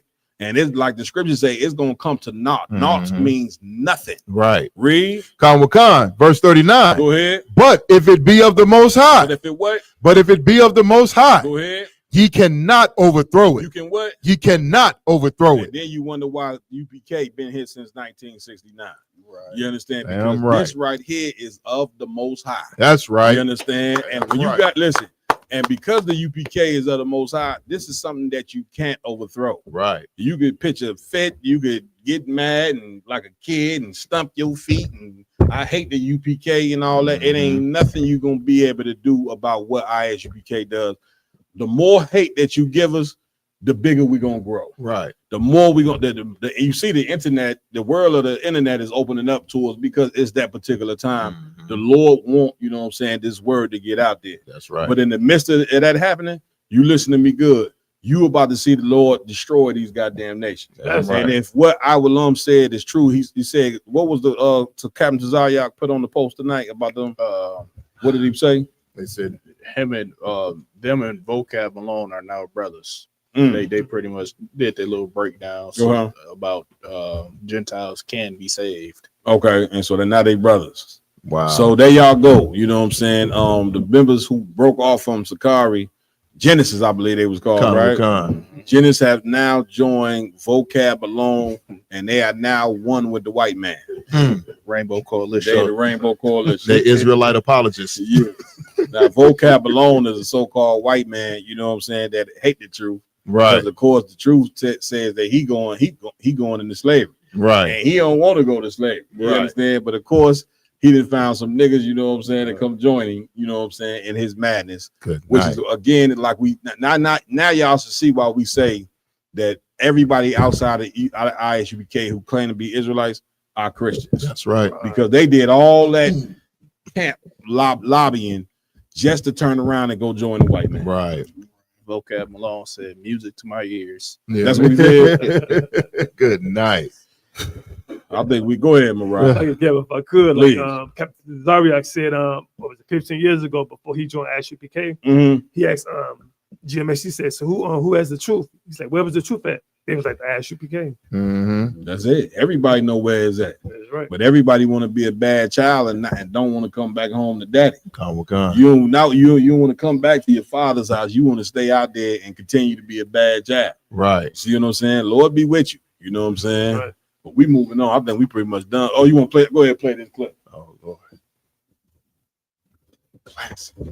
All a part of the same team. So my last question was this. Does the Israelite have to be a part of the ISUPK to receive salvation? Does you have to be a part of ISUPK to receive salvation? You got to get underneath this banner to get a chance at salvation. Absolutely. Listen to the scripture. Man. This cat right here is a nut. Okay, I was going back and forth with him online on Facebook right here. You know what I mean? And I'm telling you, man, a lot of these cats, man, need to be on medication. Yeah. Cap, he about to read the scriptures with a scully on. Medication. You understand? On, like man. if it ain't a cat on that need to be on medication that's trying to infiltrate the truth, guess who else would try to infiltrate the truth? Who is the number one infiltrator of the truth in the entire earth? Take a guess who that is. Yeah. So like sir, Esau. The only that people ain't understand that. Oh, I'm sorry, the so-called white man, sir. Get a brother a hand. What go ahead, RJ. Cap, he in Genesis. Yeah. Oh, believe it. That's it. I want to say who it is, but he in Genesis. That's it. Like the truth is so powerful about who we are. If you don't think, you know what I'm saying, that the white man, you know what I'm saying, have infiltrated some of these groups. When I say infiltrated, meaning he didn't set up some of these niggas, you know what I'm saying, to go out there and teach lies. You understand? If you don't think some of these cats here are government agents, then you just a person that lacks intelligence. Yeah, you see what I'm saying? Like this is what the white man always do. He just know this. He tried to infiltrate the ISUPK by sending agents up in here. We got proof of that. That ain't work at all. You see what I'm saying? Like you can't infiltrate the truth. It just can't happen. Johnny and Hannah got this thing set up, you know what I'm saying, so crucial, you know what I'm saying, that could never happen. There could never be no breaches up here in the ISUPK.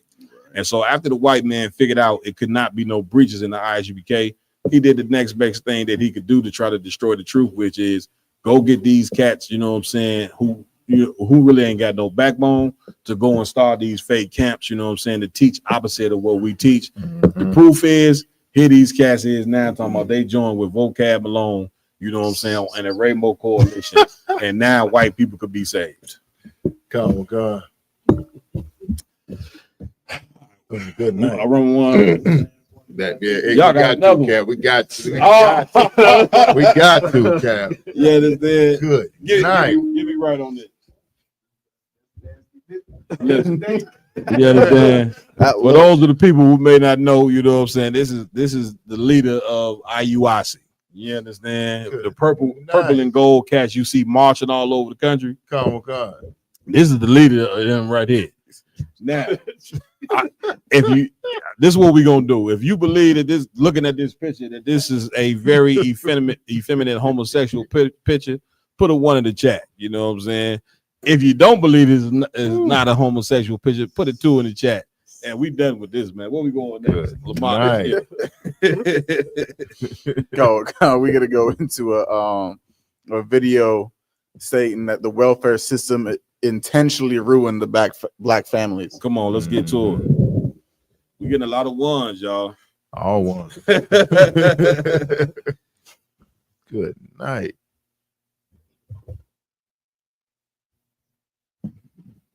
Y'all done put 10 ones on it. Man. But of course, IUIC, that's the truth. That's their leader, right? Come on, let's no doctor, no dentist, no pharmacy. Nearby, there is a well baby clinic, but no sick baby clinic. And the sick must travel 12 miles to wait for attention at Grady Memorial Hospital. And partly because of the general rule that welfare is cut off if there is a man in the house, fathers are often driven away so that mother and children can eat. 85% of the head of household is a woman, because most of the men who should be in the household, they cannot make a decent living. The man in the house rule was written to prevent welfare cheating, to make sure that aid to families with dependent children would go only to like did you hear what you said? Like you got to really look at this tape. Like this is, you know what I'm saying, from the 60s right here, I believe. You understand? And you get now just to go to show you how diabolical the white man is.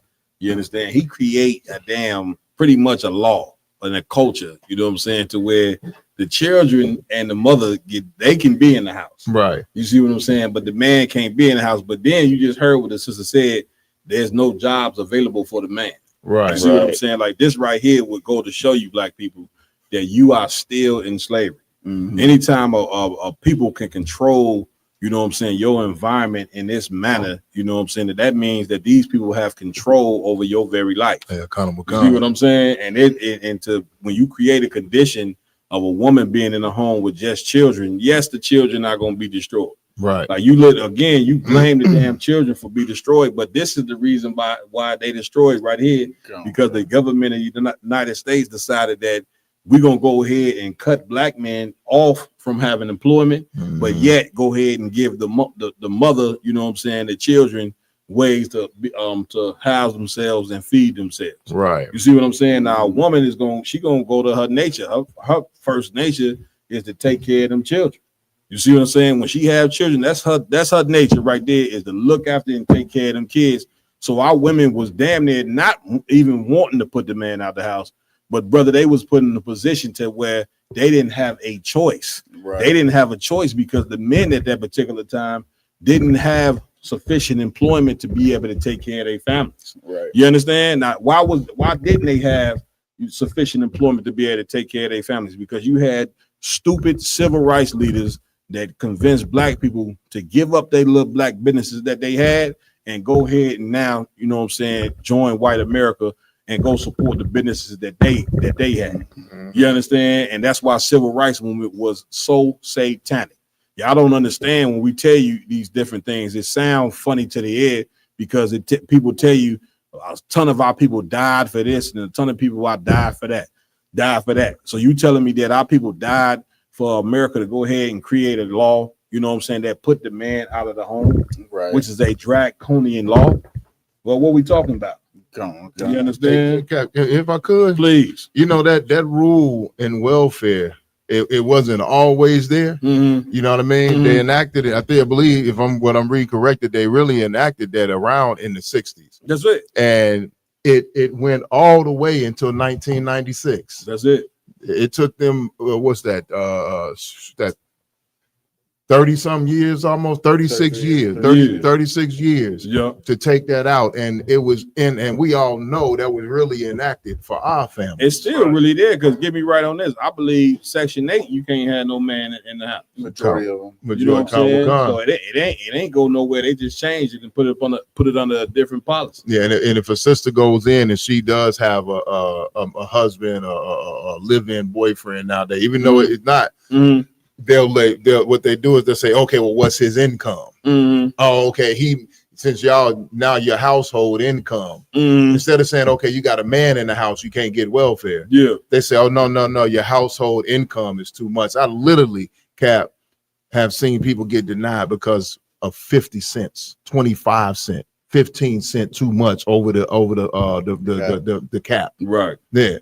That's crazy. But then you got farmers. I'm sorry, please. You got farmers, and then you got the fake Jews. The fake Jews. Yep. Their wives get welfare. Their wives get food stamps and all of that, and they be in corporate America making millions. You got the farmers. They never told the farmers. They never told the farmer's wife, the farmer can't be on the farm. Right. Because in the off season or when the crops is low, I come from down south. So in off season and the crops is low, the wives are getting welfare. The family gets welfare to help make them over that hump until the crops can come in until this farming season. They never said the farmer can't be on the farm. Right. Go ahead, finish playing that tape. Okay. Go ahead, I just want to say one thing. Please. Topic before. Like, it's like our government put our women into survival mode. That's it. Like mentally survival mode. So through this welfare system, that survival mode that we talking about this in class on Wednesday, that's became a generational curse to our women. That's it. Now the survival mode for women is I don't need a man. That's it. I know how to take care of my family without having a man here. That's it. Because now they're in that spirit of survival mode teaches them I can go sleep with men for money, or I can show my body on the internet for money. That's their survival mode mentality, and not having structure is taking them away from that survival mode, which they think is a bad thing, and which really is fixing the problem. And the thing of it is, the same people that's giving them that gave our women the welfare. Where did you think the children come from? Right. You know what I'm saying? Like the children got a father. Right. You know what I'm saying? But what's diabolical is about they know that the woman and the man gonna have sex and create children, but they still say he can't be in the home, right? Which teaches the woman a very bad lesson that she don't have to respect this brother. Right. You see what I'm saying? She don't have to respect this man because the government is taking care of her. You understand? Which is the whole point. Like the white man wanted to be the father of our families. Right. See what I'm saying? And guess what? He has been just that. He has been the father of our families. And the problem is he's a very bad father. You see what I'm saying? And he's a very bad father for a particular reason, because him being a bad father creates an environment, you know what I'm saying, to where our children end up in the prison system for not being raised right. Right. The worst thing that you can do to any family is pull the head out of the family, you know what I'm saying, and make him totally obsolete, which is what they did with black and brown men. Right. They pulled them out of the family and made these brothers totally obsolete. So much so that even though you saying this law, they didn't took the welfare thing away pretty much, right? But it created a conveyor belt to where now women pass on this generational curse of saying, like they do right now today, you know what I'm saying, that I don't need a man. Right. You get my point? Right. You know what I'm saying? Which is very diabolical. You know what I'm saying? And we like a downslide. We trying to go up the hill. So us going up the hill, we down sliding up the hill with this type of mentality. You get what I'm saying? That this man created. You know what I'm saying? And brother is totally diabolical. Go ahead, If Lamar. I may, I got a two piece. First, this video helps me remember that one video we played not some time ago of a son talking to his mother in the house. He was like 16 years old, saying, "I want to get a job. I want to start furthering my career, so forth and so such." And she got mad at him. "You're not allowed to work, because if you get a job, I'll lose my Section 8." Right. And he's like, "So I got to withhold my career and my progress in life just so you can maintain being lazy in bed." Is exactly his response to his mom. And that right there causes division right there in the household between the mom and the kids, because she's so dependent on the white man paying for everything. That's it. She will hinder her children's progress for her comfortability. Right. That's it. Right. But that's the thing that was done, is that the whole strategic plan was for the white America to make black people dependent on them. Right. Because you got to remember, they watched what happened to black communities like Black Wall Street in Oklahoma, them communities in North Carolina, all over America. It wasn't just Black Wall Street in Oklahoma. They watched black and brown people, you know what I'm saying, come from poverty, you know what I'm saying, and create environments to where the money was flowing, the families was good, everything was. Now, it may not have been perfect, but it definitely ain't what it is right now. You see what I'm saying? Like this man's whole intent, you know what I'm saying, for us while we've been here is to totally destroy us. You see what I'm saying? Now we got to be able to recognize that and say, well, we shouldn't be trying to join these people, man. You see what I'm saying? And all this right where he going over here is a result of not listening, obeying the Most High. Because the Lord put laws in there, you know what I'm saying, to where we ain't supposed to vote for another race of people. Right. We ain't supposed to be going for integration is a sin according to the Bible. That's right. You understand? So when you now integrate with the people and give up your businesses, of course, the black men who had jobs before, I don't give a damn if they was poor, but they were able to take care of their families. Right. You see what I'm saying? So none of that even mattered. Now, you know what I'm saying, when you enforce integration, or you convince black people that integrating is better, that they schools is better, they stores is better. Now the men grow up in an environment where they looking east and west and saying, well, damn, ain't no damn jobs. Right. You understand? Because we over there, the bourgeois, big head niggas who done came up in the community, you know what I'm saying, want to be around people, white people so bad that they psychotic, you know what I'm saying, and trying to join America. And because of it, they have totally, you know what I'm saying, destroyed the goddamn community. Right. And not only did they destroy the community, they brought in immigrants from other countries to come in our neighborhoods and suck up every last bit of dollars that we had. And then you wondering what happened to the black man. Right. And we sitting here telling you this, but you don't want to hear it because you so demonic with the same mindset that white people have. Only thing you can say is, well, stop blaming them. Right. Well, who in the hell do we blame for our condition? Ourselves? Right. We should blame ourselves for our condition when we ain't controlling nothing. You see what I'm saying? Like, once again, man, this right here gonna stop. Let's finish playing this tape, Bob. Oh, go ahead, because I want you got something. Please go ahead, get in. I mean, just just show the people the disparity of even with the Social Security between the white and the black family. I'm reading the Social Security National Archive. It says when federal funded welfare programs began in the U.S., white men could be in the household. And indeed, many white families received early benefits. However, significant racial disparities existed due to discriminatory policies that often excluded black men and their families from getting the aid. That's it. Which is that's having to get the brother a hand for even bringing it out. So the white families, you know what I'm saying, that was getting welfare, that they father could be in the home. Come. You know what I'm saying? But you could not be in the home. Right. You see what I'm saying? And these the people that we trying to join. Right. These the people that Genesis, the Sakari is fighting for salvation for. Right. People like this. You know how evil you got to be, man, to say that white people could now, you know what I'm saying, be saved with you. Well, what in the hell do they would need saved from? Seeing that they've been in rulership over us for 400 years. What do they need to be saved from? Right. I don't even understand it. You see, you got to be a very special, you know, evil nigga, you know what I'm saying, for white people, you know what I'm saying, to want to receive salvation and not get the just punishment from the Most High that they so rightfully deserve. Come on with the rest of the table, Ramon. The families headed by mothers. But the effect of the man in the house rule is to create for children an atmosphere of investigation and surveillance. And thus, the welfare system in its operation turns out to be a system to make life harder for children. The welfare system helps the disintegration of the American family.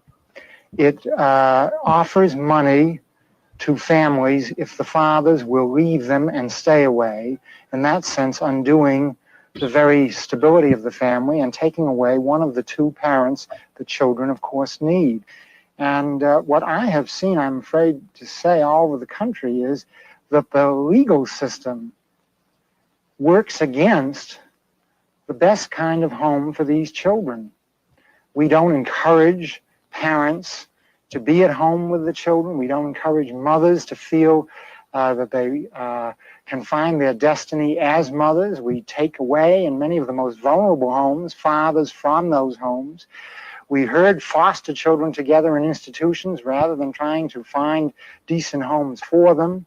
We don't tap the resources we have in communities and with respect to older people so that they can help out vulnerable homes.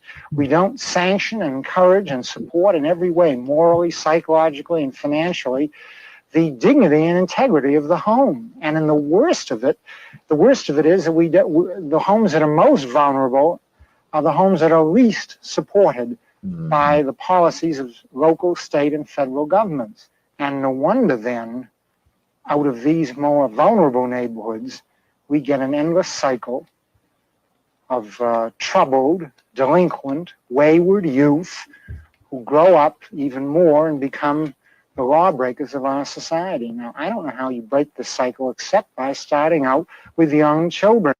Why did we learn about Anne Frank in school, but we were... Every homes has no doctor. Come on, my yard. Hey, Cap, if I can bring out something, because we all know that statistically speaking, send me one more time. That and factually speaking, that single parent, especially single mother households, produce the worst in our community. You know what I'm saying? I found this fact right here interesting, Cap. So, like he said, you know what I'm saying? It produces crime. It produces basically criminals. It turns the kids into delinquents and put them on a life of crime. That's it. So let's fast forward to 2025. Go ahead. If I could read this, please. Private prisons have sued states primarily over contracts with occupancy guarantees that require a minimum number of inmates. This happens when state level changes like prison reform and facility closures reduce the population, and the companies argue the state has breached the contract by not meeting the guaranteed occupancy level. So with all these private prisons that have opened up all over America, so like when they open up in a state, they have what they call a guaranteed occupancy level. That means that every year they guarantee the companies that open the private prisons that there's going to be a certain number of prisoners inside of that prison to produce a certain number of profit for that company. So the companies over the last almost 10 years have been suing the states when the crime goes down and the prison population decreases because they're in breach of their contract to produce new prisoners. So basically, they need to create an environment where crime exists in order for them to get prisoners. So they can keep their contract with the private prisons and not end up being sued. They have a minimum. They got to meet their quota every year or they owe. So like Commander Jenny Hanna said, you didn't do this to yourself, black people. Damn right. You can stop blaming yourself. That's the first part of healing. You know what I'm saying, is to not be a person that's been raped. You know what I'm saying? The person who being raped, why would she blame herself for being raped? You know what I'm saying? When she was forced, you know what I'm saying, to be a victim. You see what I'm saying? And imagine her looking in the mirror every day and saying, this is my fault that I've been raped. Right. You get what I'm saying? Like you can go ahead, black people, and stop, you know what I'm saying, blaming yourself, you know what I'm saying, from being harmed in the manner that we've been harmed. Damn right. And this devil said something interesting at the end, is he said he don't know how to break this cycle. You notice he just said that at the end? The beautiful thing about the truth is that we know how to break this cycle. Damn right. You know what I'm saying? And the foundation of breaking this cycle is leaving off the religion that has been had us in captivity for 400 something odd years. Damn right. You understand? Christianity is how you break this cycle. Now, why do I say that? Because remember now, the same people who created these laws, they go to the Christian church every Sunday. You know what I'm saying? And pray to white Jesus. The problem is black people, you go to church every Sunday and pray to the same people who created this law to destroy your family. You understand? Which means you want to walk into the house of the. That's why the Lord said we like a sheep being led to the slaughter. You know what I'm saying? Instead of the sheep staying away from the wolf, the sheep willingly, you know what I'm saying, walk into the wolf den to get ate. Now you will look at that sheep and say, obviously that's a sheep that is unintelligent. The sheep should stay away from the damn wolf. And the way that the sheep stay away from the damn wolf is not believing in the same thing, you know what I'm saying, that your oppressor believe in. Right. That's how you break the cycle. That's right. Now, once you can separate, you know what I'm saying, from your belief system, you know what I'm saying, of following their God, now you can go ahead and move forward and start fixing one another. You understand? And coming to the truth, which the truth will tell you, you know what I'm saying, off top. You know what I'm saying? Integration is not the way. You see what I'm saying? Now we scrambling. Black people scrambling. We said this last week. Black people now are finally figured out, you know what I'm saying, after all this time, that integration, you know what I'm saying, was a big mistake. Right. You see what we the only ones really that come out and say it. Yeah, you know what I'm saying? But black people looking around now and saying, well, damn, the Arabs, they got the liquor store. All these Chinese restaurants up and down the block. The damn the East Indian, he got the gas station. Right. You see what I'm saying? What we got? We ain't got nothing. Nothing. We ain't got the grocery stores, which means we can't. We in a jammed up situation, black and brown people. We in a jammed up situation from listening to these cats in the church. You know what I'm saying? Who the Lord have not authorized no Christian preacher to be getting up there teaching you that Babylonian concept that we should all you should get together with your enemy. Right. They reading and scriptures, man, and trying to break down scriptures. And they ain't teaching you the context of what the hell is in that damn Bible. And when you don't understand the context of the Bible, you know what I'm saying, you're gonna end up in a very messed up situation. Yeah, kind of. You see what I'm saying? Go ahead, Ron. Please, go ahead. The brother said, I think his name is Matham. Mathamayah, Salaki. Go ahead. He said, Salaki, if I may, do you think if the government really wanted to stop the flood of drugs, would it collapse the economy? I don't think it would collapse the economy, but of course, you know what I'm saying, they started the drug thing to boost it.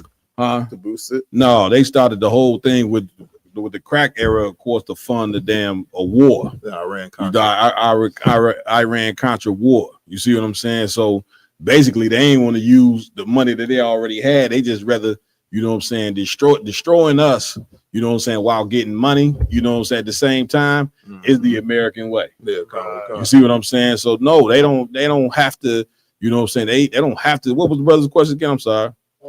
You just said, do you think the government really wanted to stop the flood of drugs? No. And would it collapse? No, hell no, they ain't want to stop the flood of drugs because they seen, you know what I'm saying, how much it destroyed us, and no, it wouldn't stop, you know what I'm saying, the economy from keep going. I will on.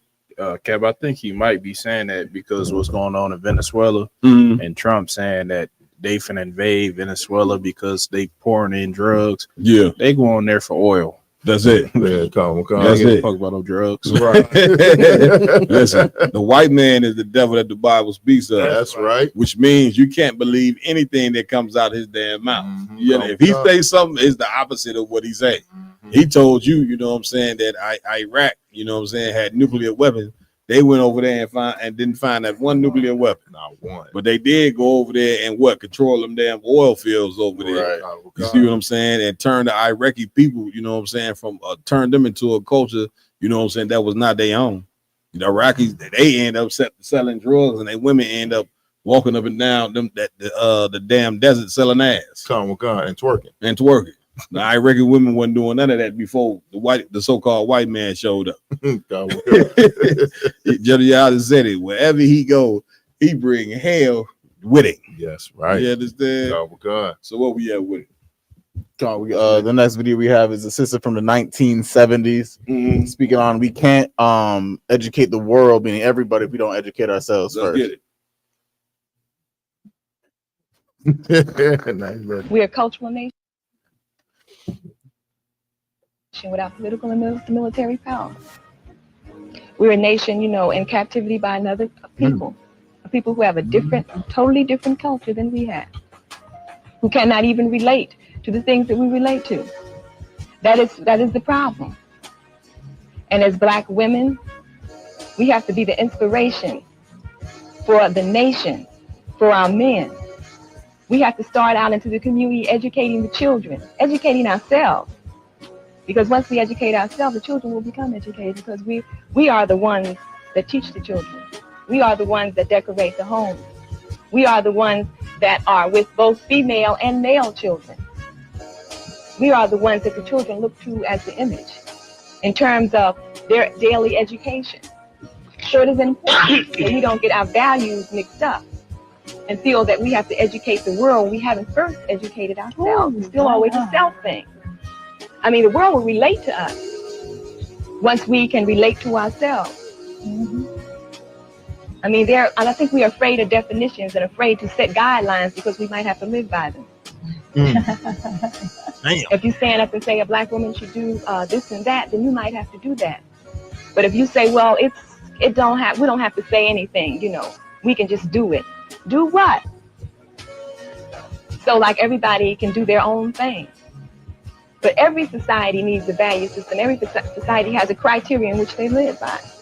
And we live by everybody else's. Exactly. Right. We should have Damn, get a sister a hand. Hey, hold on. Go ahead, you want to say something on that? I was gonna say, Please. you know what I mean. Our sisters have moved so far away from that spirit of that sister right there. You know what I mean? Like that sister right there is beautiful on so many different levels. What's she saying?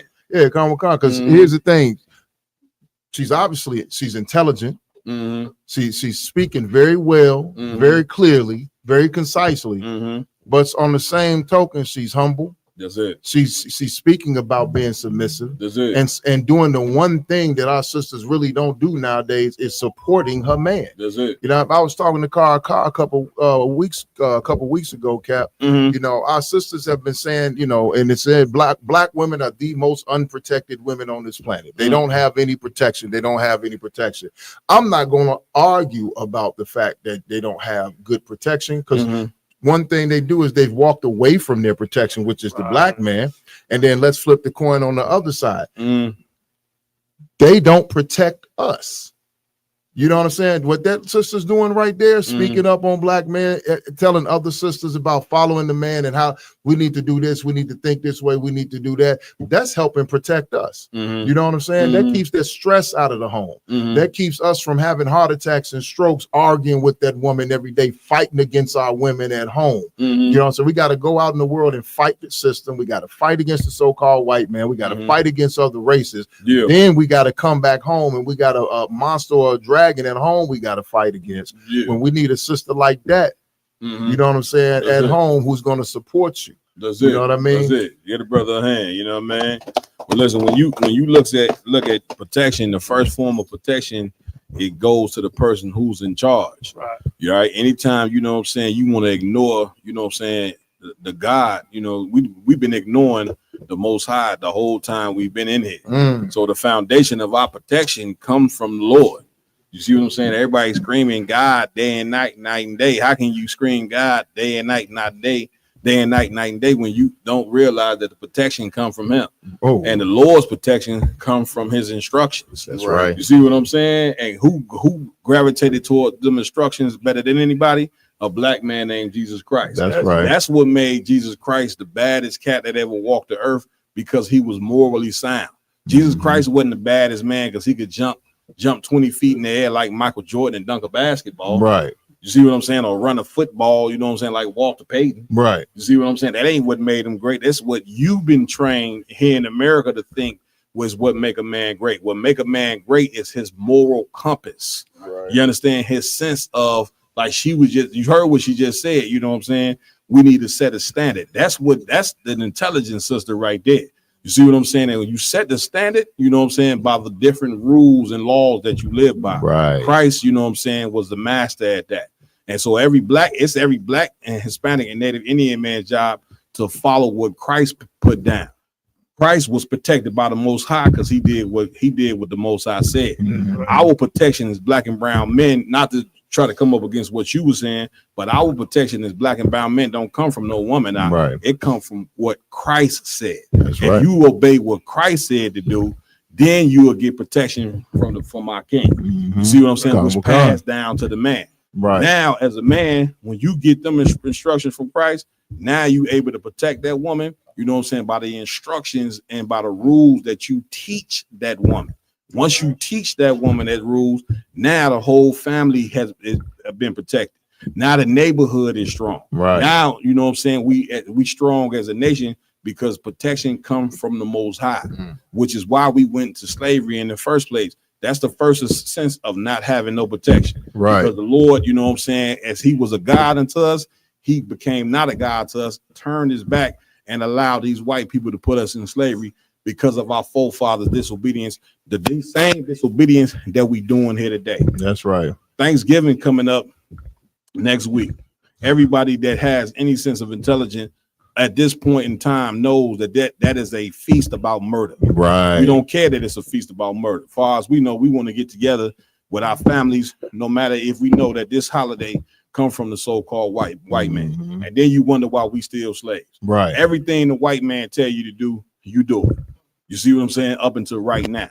So now that we finna get there, we finna sit down, celebrate Thanksgiving. We telling the Most High, F you. Right. F your rules. Right. We ain't got to keep you. The Christian church teach right now, you ain't got to keep the law, statutes, commandments.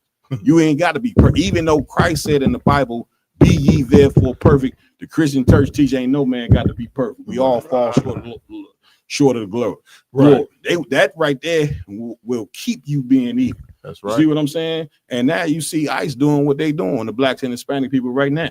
That's a people with no protection, right? And we getting no protection because we don't want to listen to what the Heavenly Father say to do. That's right. You see what I'm saying? So yeah, ICE doing what they doing, but guess what? The white man got more harsher things planned than just ICE.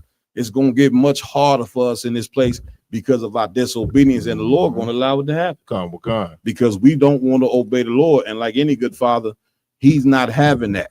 The Most High loved these 12 tribes, man. He loved Cubans. Right. He loved Dominicans. He loved Puerto Ricans. He loved Jamaicans.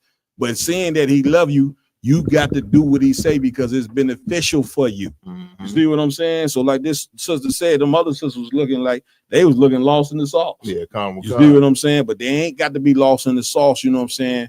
When real sisters gravitate towards the truth, like the sisters in the ISUPK. That's right. And big shout out to all the sisters that's in this truth vibe, because guess what? It's not an easy thing to accept a truth when you a small decimal, you know what I'm saying, compared to the billions of people that ain't living what you live. There's a ton of sisters come next week that's not going to be celebrating Thanksgiving. Right. You see what I'm saying? Why? Because they didn't had some man that come tell them this is wrong. Yeah, Con. Whether it's their husband or just some regular brother in the school. You know what I'm saying? And the sisters say, well, prove it to me, show it to me. Right. And what's beautiful about the Most High is he said, I hate your feast days. You understand that? Oh, like God. you celebrating Thanksgiving, you finna get ready to celebrate something next week that God hates. And the proof of it is after you celebrate it, we're gonna be continue to be destroyed in this place here. For showing the Lord that we hate it. Right. And that's where we at with it. Huh? You understand? Go ahead, Room One. So like how they always pushing the Thanksgiving thing, they even push it in the schools or whatever. They pushed it in my son's school. They made him do a poem, or they wanted him to do a poem. So every year they try to do this thing where they try to make him do Thanksgiving stuff. So I say, you know what, this year I do want you to do it. But what I want you to do is you're gonna do the poem on what we, you know what I'm saying, how we teach the Thanksgiving. So he came out, did the poem, came and read it to me, and I'm just gonna kind of just to like paraphrase it, but basically like saying, you know what I'm saying, how the oppressors came over, took over the Native American Indians, you know what I'm saying, you know, basically put them in captivity and everything. And then on top of it, and then at the end he said, so you want to know what I think about Thanksgiving? He said Thanksgiving means nothing to me. The only thing that I care about is that the Native Indians is my family. Right. You know what I'm saying? So it was just so heavy because they probably gonna say, you know what? No, you can sit next Thanksgiving out. You know what I'm saying? But you know what I'm saying? Don't bring him to school next time. You know what I'm saying? We all right. You can stay home. It's just the whole point. You know what I'm saying? That I wanted. You know, it was a teaching point for him. Yeah. That, you know what I'm saying, that stuff gonna go on all your life. You're gonna have to figure out how you gonna move when them situations happen. You gonna have to stay as UPK during those times. You know what I'm saying? Man. Get it, brother. Hand. Like, man, listen, you are awesome and great father for teaching your son to have that type of courage to go against this empire, because that's really what you're doing. When he's a kid, when there's hundreds of kids in the school, this one kid, you know what I'm saying, is saying something different than all the other 100 kids, then you putting in something into this kid, you know what I'm saying, that ain't got nothing to do with the white man's word. You see what I'm saying? And bro, let me tell you something, that takes courage. Just like even this sister right here, it takes courage for a black woman to speak like that, because that is not the norm. Right. You understand? And listen, I be on Instagram, Facebook, and all that, looking at the shorts. It's sisters who starting to step up and talk like this sister was speaking 30 years ago. It's sister like the Lord is gonna wake these people up. Man, listen to me good. Black people, we ain't going out like how America think we're going to go out. They think, you know what I'm saying, we're going to be their slaves forever. You know what I'm saying? They think that whenever they decide to kill us and destroy us, they're going to be able to do it. But once again, we ain't going out like that. We ain't going out like that because of brothers like Commander Jenny Hanna who have decided to say, be ye followers of me, even as I am of Christ. Christ is the way. When they say Christ is the way, it meaning you got to do what Christ said to do. Christ told a woman that was caught in sin ye no more. He ain't tell her go sin, man, try your best. If you don't worry about it, you fall short of the glory. He didn't say that. You see what I'm saying? Oh, God. And so, man, we got our way, you know what I'm saying, to success, and we not going out, you know what I'm saying, how people think we going out. This nation and these people, according to prophecy, they gonna get fixed. Right. Because brothers is having the courage to teach their son, no, son, you ain't celebrating that. This is what's right and this is what's wrong. Right. And then we moving forward and I'm right. Yeah, I'm right. You know what I'm saying? Where we at with it? Come on, we going up to the whole Walmart scandal thing that's going on, where they made the so-called rock paper scissor t-shirt, and it obviously came out either how they wanted it or how they didn't want to. You understand? So IG has an article on the matter. Man. Come. This is Daily Mail. Walmart pulls clothing from its website after shoppers claim it depicted Nazi salute. Walmart has pulled clothing from its website after facing severe criticism over the apparel's graphic, which some horrified shoppers claim depicted a Nazi salute. Why would you? But the thing of it is, how does it even make it into the store? Like, what all the board of directors and all this and that? Like, who approved for this type of T-shirt to be put in Walmart in the first place? Right. You know what I'm saying? Like, this has got to be a goddamn joke. Yeah, at least you would hope. You see what I'm saying? But of course, this is not a joke. You understand? This is what they had in the actual store. You know, now, here's the thing: they can take it out the store. You know what I'm saying, or whatever, because somebody's offended from seeing it. But here's the reality: this is how America thinks about you. That's right. And here's the reality: this is what you see on that T-shirt. That is the reality of America. You know what I'm saying, in its purest form. You see what I'm saying? So I just said, man, look, y'all can leave it in here. I'm just not gonna buy it. Right.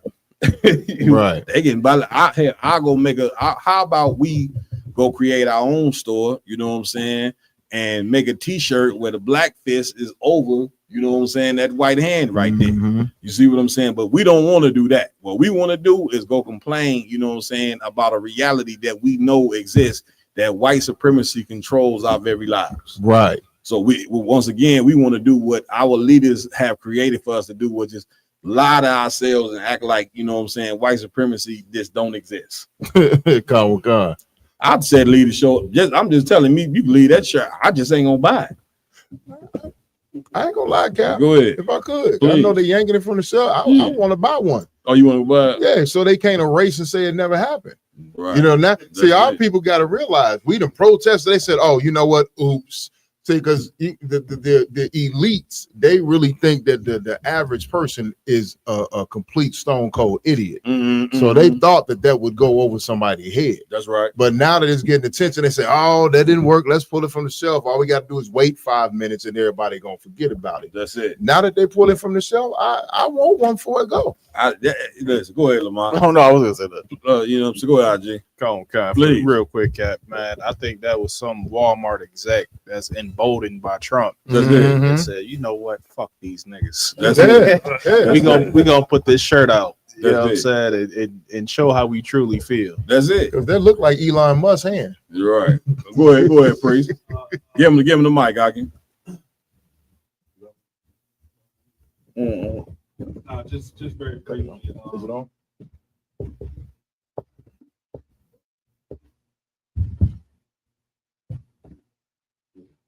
Yeah, just very briefly to piggyback off what Officer Awalum was saying. It even seems like maybe they had that in the chamber waiting to be pulled out. You know what I'm saying? And now, like he said, he got inspired by Trump and shit. He putting it on the shelf. Yeah, you know what I'm saying? But the thing of it is, why continue to make these people hide their racism? Right. You know what I'm saying? Like, why it's a false sense of reality to continue to make white people, let white people be who they gonna be. You understand? Because guess what? That's a very healthy thing for us. You understand? Because when we see them being how they gonna be, but then we say, well, listen, that's how they feel. Well, let's focus on loving us. You know what I'm saying? But you can't focus on loving us when you keep making them trying to hide who they truly are. This is who white people are, man. You can't change them. You can't change a wolf. You can't change a lion. You can't change a bear. You can't do none of that. A lot of stupid white people think they can change animals. Right. They try to domesticate a damn bear. The bear eat them alive. Come on. You know what I'm saying? They didn't try to domesticate monkeys. You know what I'm saying? The one white lady, she tried to domesticate a monkey. The monkey ripped the whole face off. Yeah, come on. I remember that. You see what I'm saying? Because a monkey ain't supposed to be domesticated. Right. A lion, you got white people living with cougars and lions, and they end up, you know what I'm saying, with their arm missing and foot bit off. You see what I'm saying? Because you can't domesticate them. Right. And you guess what, black people, you can't domesticate the white man either.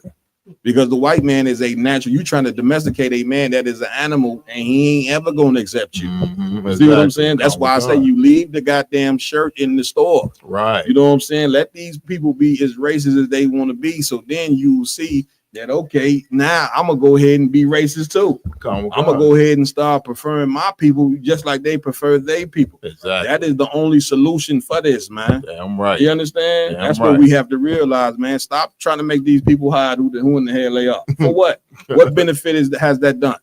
You see what I'm saying? Y'all acting like Donald Trump is the first racist president, you know what I'm saying, in the White House. Right. So I guess all the other 50 presidents that was in there, they was, you know what I'm saying, they was for black people. Right. I guess George Washington, he had full out slaves. Mm-hmm. You know what I'm saying, was raping the damn slaves, knocking the damn teeth out of the mouth of their slaves and putting them in his mouth. Right. You see what I'm saying? I guess he wasn't racist.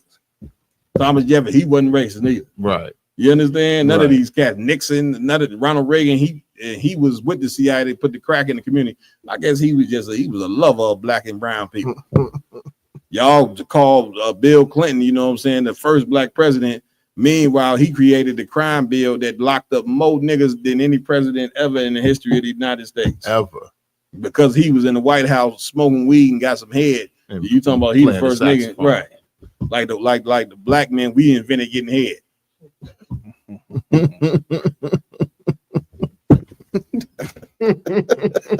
This is ridiculous. You know what I'm saying? So I mean, where we going with this? This the round table of truth. We're gonna spit the truth. We're gonna spit it because the only thing, remember, the scriptures say, you know what I'm saying, the truth shall set thee free. Damn right. You understand? So on this here, we're gonna spit the truth up in here. Damn right. How can you call a man the first black president that created a bill, you know what I'm saying, that locked up more black and Latinos in the history of the United States?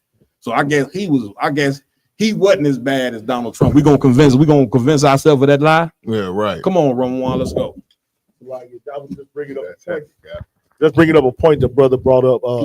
Soldier Dally on here. He said they might still sell this on Eastside Online Store, and that just brought up a point. It's, you know how many off websites they got for racial apparel. Walmart finna take this off the shelf and go sell it to them for probably even more, because this is a relic. You know what I'm saying? To the white neighborhood. That's it. And it's viral. You understand? But I can guarantee you it was some Negro somewhere went and said, y'all need to take this off the shelf. Come. This is offensive. Come. You know what I'm saying? And you give us and right, which is once again, you trying to force them to hide it. And they at the point now, they don't care about you trying to make them hide. They're not gonna hide. That's why they love Trump, you know what I'm saying, so much. Racism is what put him in there. Yeah, you get what I'm saying? And that's what put him in office right there. They want to be who they are. Come, Cap. But the problem is our people, for whatever reason, still want to be in denial about the fact that racism is not dead. We don't live in a post-racial America. You know what I'm saying? This country is as racist as it has ever been. You know what I mean? And it's and I hate to break it to our people, we ain't even seen the peak of it yet, Cap. That's it. It's gonna get more racist. That's it. You know what I mean? Because if racism was gonna die, it would have died with the baby boomers. Right. The baby boomers are now 80 and 90 years old. That's it. So if racism was a thing of the past and gonna die, why are there new races in the University of Chicago coming up? That's it. Why are there new races in the University of California, the University of New York, the University of Tennessee? You know what I'm saying? In these colleges, in Harvard and Yale and Princeton and all these MIT and all these elite places, you got more races and racist groups. Now they're not KKKs and all that stuff. They fraternities now. That's it. You know what I'm saying? They frat brothers, but your black ass can't get up in there. No. You know what I'm saying? Your Hispanic or Native ass cannot get up in there. And if you try, you're gonna find yourself strung up like our brother on the college campus a couple months ago. And you shouldn't be trying to get up in there. That's the whole point. Like that's how America works. You know, so that how it works is they deny you from getting in there. Then they say, let's make the niggas feel like they done made a step. Right. You know what I'm saying? Let them on in. And then it'd be 2025 and you be hearing somebody say, the first black so and so. Man, con in 2025. Right. Like we got to Come go. on, man. Look, we got to go another 100 years, and you'll be hearing it'll be 2068. They'll be saying, "Well, you know, we have the first black so and so," and you know what be sad? You hear black people say, "See, we making progress." You 2070. You know what I'm saying? We done made a ton of. Man, when we go over this, man, I mean, we got to stop this. What's next, Doc? Good night. Come on. Going on next is a teacher ended up getting having to quit her job because she told her students that if it wasn't for something that all of the black kids would still be her slaves today. Come on, let's get into the Constitution. Thank you. Yeah. The resignation of a Winterville teacher after what the school calls a racially insensitive lesson and caught the attention of a lot of our viewers. Justin Lundy has been following the story and is live outside of Winterville Charter Academy with the latest. Justin. Yes, I spoke with parents whose children tell them that a teacher here at Winterville Charter Academy used racial slurs inside an 8th grade classroom. Today, those parents are demanding immediate action and answers. She had them raise their hand during a Constitution lesson and reminded them that if it wasn't for the Constitution, they would still be her slaves, her field slaves. Kanisha Tillman and McKay Benjamin say their children were in an 8th grade classroom at Winterville Charter Academy. And late last month, that was the lesson on Constitution Day. Tillman says both the teacher and some white classmates then used the N-word. And then call him a and then the teacher responded by saying when the black student tried to address it and ask her to address it, she said that, well, it's okay because we're all a little bit racist. School leaders initially sent out a memo to parents of that classroom on September 24th. It said they investigated the incident and the teacher involved resigned. After outrage began to spread on social media that the teacher wasn't fired, Principal Anastasia Ryan sent out the following memo on October 5th to the whole school, reading in part, as soon as we were made aware of each incident, we immediately took action. The result was a teacher resignation and the children involved being disciplined in accordance with our parent and student handbook. These situations concern us too. Our school culture is built on one of acceptance, love, and respect to serve all children and their families. Benjamin planned to remove her child from the school, but changed her mind this week. And why aren't you taking your kids out of the school? Instead of us just removing our kids and letting them get away with it and not actually holding them accountable for what's going on, we should stay at the school and fight and get them to address the situation. Winterville Charter Academy has not revealed the name of the teacher involved, but parents are demanding new policies to prevent situations like this from occurring again. I would like for them to have I can't take no more. Go ahead, Cap. She said holding them accountable. Yeah.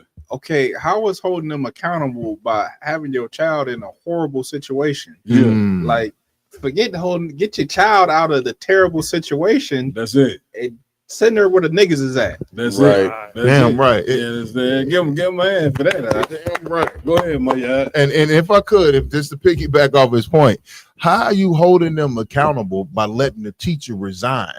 Now, here's the thing: if the teacher gets fired, you know what I'm saying, and some happens, you let them resign. Yeah. By letting that teacher resign, there's a chance, depending on how long the teacher is tenured, they're still going to get their pension.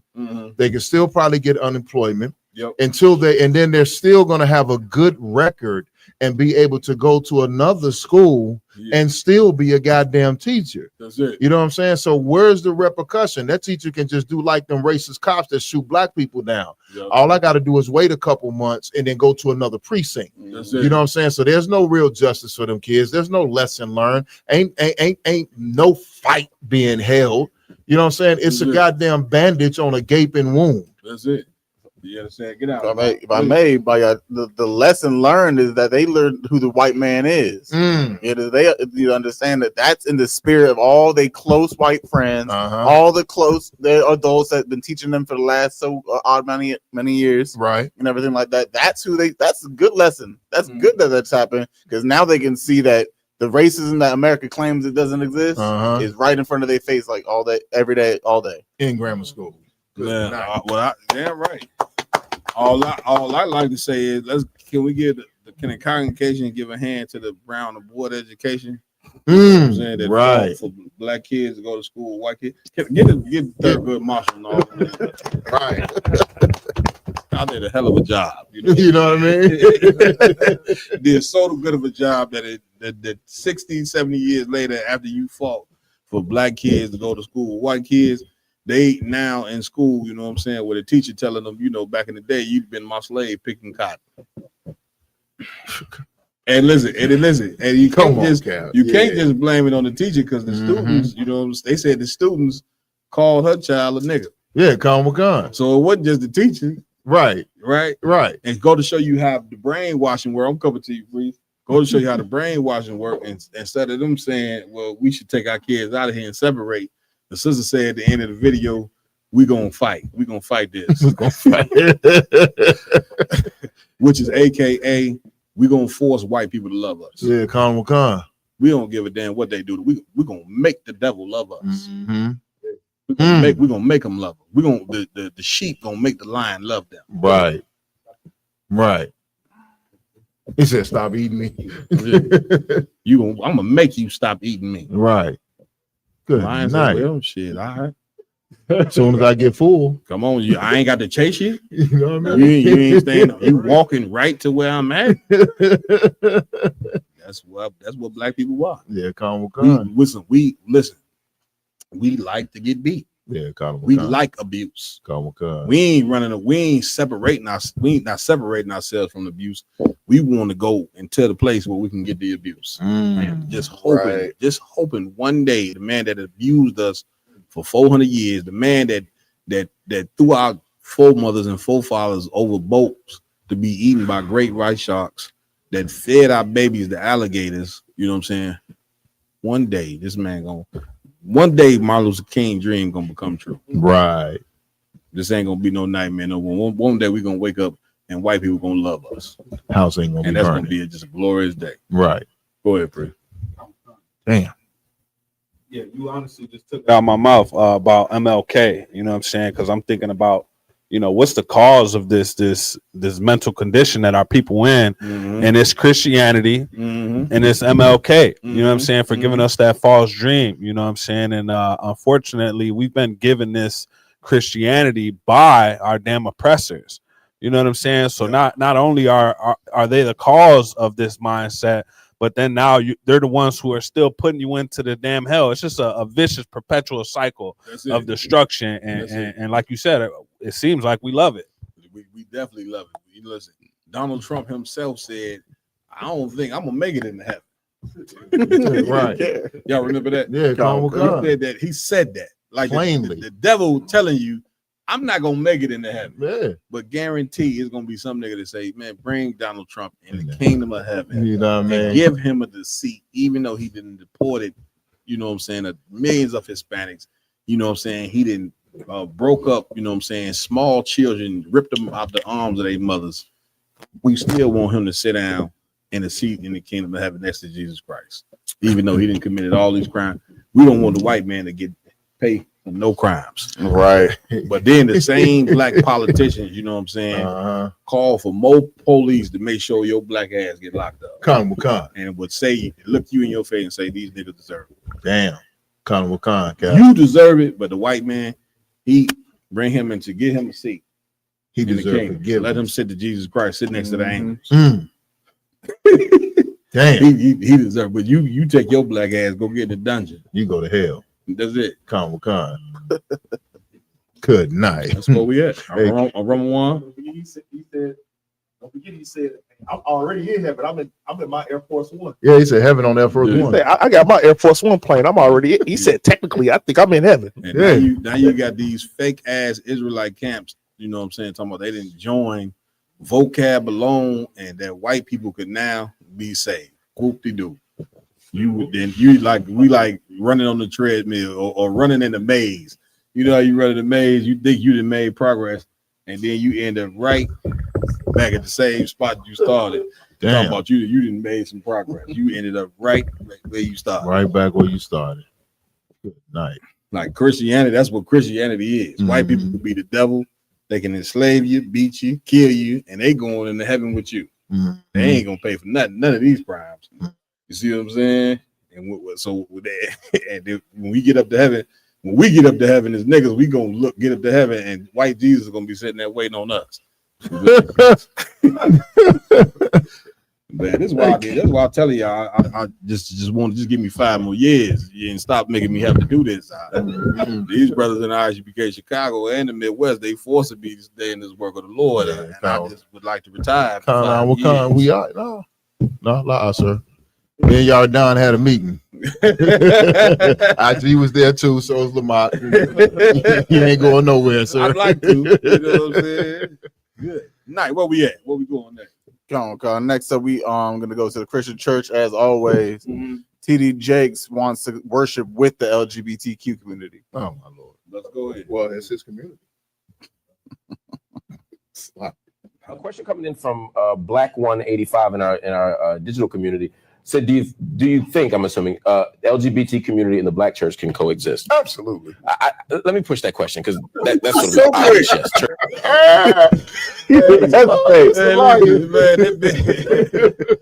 That big Kentucky Fried Chicken, you understand? Harold's, you know what I'm saying? Uncle Ring, right? Uncle Ring, Sharks, J&J, Dunkin' Donuts, 4 batch of Dunkin' Donuts. You understand me? He gonna sit up and say, he ain't wait 2 seconds to say absolute. I don't think he breathed, Cap. Okay, like how is this man even over a goddamn church when he got so many allegations? You know what I'm saying? Of forcing cats to sleep with him. Why is he even still? Y'all still looking at TD Jakes as a man of God? Black people ain't nowhere in the world we could be this stupid and evil at the same time. Okay, go ahead. He pulled one on him. Go ahead. He passed it to his daughter. Yeah, they had a whole ceremony. Yeah, he said, "I'm gonna drop the mic. Don't drop the mic. Whatever you do, don't drop the mic." You imagine Christ and the angels running TD Jakes records, you know what I'm saying, when the chairs get here and him trying to get on the chair. That ain't gonna take a damn sword, man. That nigga's head, all you gonna see is that nigga's head come off his body like a bowling ball. And his members gonna say, well, TD Jakes ain't making on that chair. I know I ain't got no chance. I might go ahead and do another direction. Go ahead and finish playing the tape, Bob. Good night. Church ain't turning nobody away. How should the Black church and LGBT community exist? I think it's going to be diverse from church to church. Every church has a different opinion on the issue, and every gay person is different. And I think that to speak the church, the Black church or white church or any kind of church you want to call it, are all the same is totally not true. And all gay people are not the same. The types of relationships that are afforded are based on the types of people in each individual case. Yeah. And LGBTs of types and sorts have to find a household of worship that reflects what your views are and what you believe like anybody else. And the church should have the right to have its own convictions and values. If you don't like those convictions and values, you totally disagree with it, don't try to change my house, move into your own and establish that sort of thing and find somebody who gets what you get about faith. And trust me, I've talked to enough LGBT, they are not all the same. Oh, for sure. Anyone all Christians. But well, damn. He said, I talked to enough of them, Cap. Go ahead. Yeah. If I could, sir. Please. Back when I was in the world, Cap, when I lived in Philly, you know, I had started calling myself going to church, trying to get saved. I felt the Lord tugging on me. I just didn't know what direction to go. So I started where, you know, a lot of us started. I tried the Muslim mosque because that was supposed to be militant, but that didn't work. Then I went to the Christian church. And my best friend, him and his wife had TD Jakes used to sell VHSs. He had these tapes. You can buy his tapes and shit. You know what I'm saying? And one of the tapes, like, you know what I'm saying? He had me watching them tapes and I was like, oh, wow. Like, yeah, you know what I'm saying? It sounded real powerful until this one particular tape out of one where he was up there going on and on about how you can be freed from sin, how the Lord can change you and there's nothing impossible. And, you know, like I said, I used to be deep in the streets, you know what I mean? So I'm listening like, yeah, I can change. And then he went into to show you how the Lord worked. And I've been looking for this video, sir, and I cannot find it. He talked about himself, how he changed from his sin, and he admitted on this tape that he used to be a homosexual. You need to find that tape. I've been trying to find it for 2 years, Cap, because I remembered it. Yeah. You know what I'm saying? I've been trying to find this confession. He admitted on one of them tapes that he used to have the demon of homosexuality on him, and he used to sleep with men, and that the Lord took that off of him and delivered him from it. And now he has a wife and this, that, and the third, and blah, blah, blah, that he turned from the demon of homosexuality. And I'm a priest and prophet of the Lord in the ISUPK. One thing I will not do is lie. I saw this with my it's not something somebody told me, sir. Yeah. I saw this tape with my very own eyes. Well, that sodomite tried to say that he turned from that demon when it's all over him. Man, listen, the first thing I think of when I see him is Uncle Ben. Is trying to teach me the Bible. Come on. That's what I think when I see him.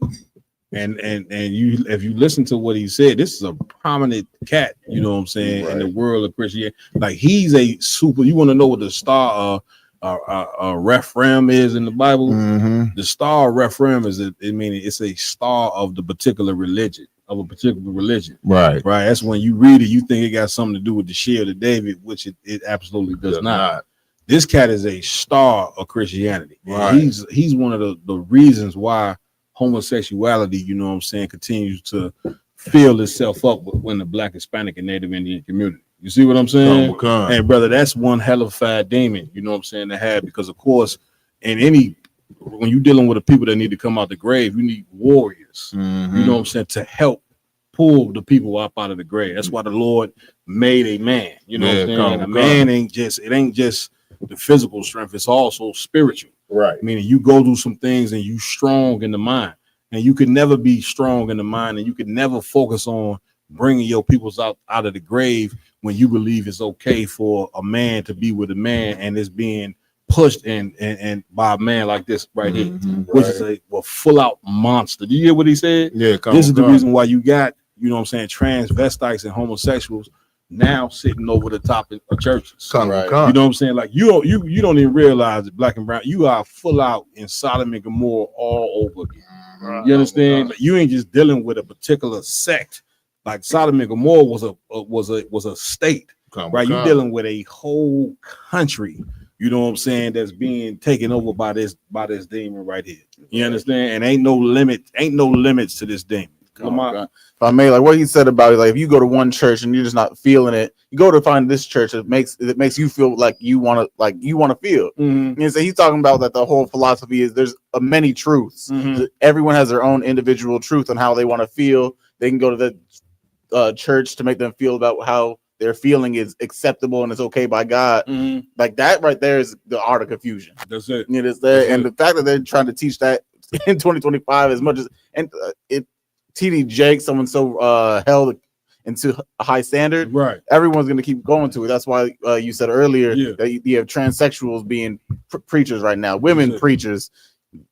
It's only going to get worse and worse. That's it. You understand? Listen, a state of confusion, brother, like something you could not believe. You know what I'm saying? But thanks, you know what I'm saying, to the Most High that He established the ISUPK, you know what I'm saying, under command of Jenny Hanna, to where you can come to the home where you don't have to live a lie no more. Right. And you ain't gotta let yourself be overtaken by that demon. You know what I'm saying? Like you know, you want to get fixed, man. Come in here and get fixed. Right. You know what I'm saying? So that's it. What we at next? Any more? We have one more. Please, let's go ahead. We got one more with a sister talking about how she would never let her son date a Black woman. Let's good night.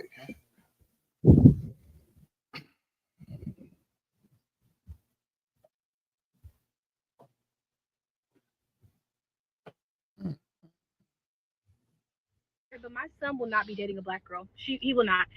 Because yesterday we went to Six Flags, and when I tell you the pure level of disgust that I saw in these Black girls that you independent queens are raising is purely disgusting and disturbing.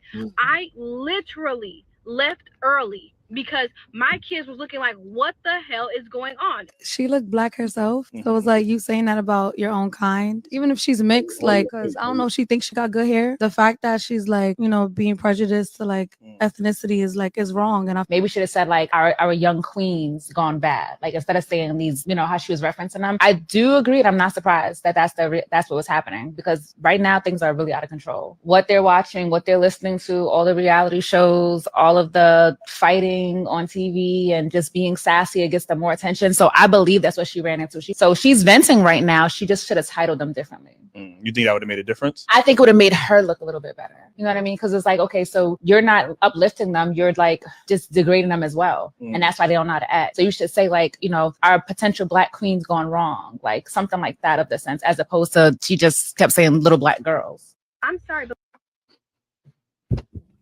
I was long. Come on, man, Cap. That's just self-hate. Like that, what she's saying ain't had nothing to do about the situation. The situation was just a scapegoat for her to express how she truly feels. I don't know what happened in her life. Maybe her mom is white. She hanging around with her white family, so she got self-hate for black people. That's it. But if the situation happened, if it didn't happen, nonetheless, she just got hate for herself. That's it. And for black people. That's it. Get it, brother. Get the brother a hand. Huh? You understand?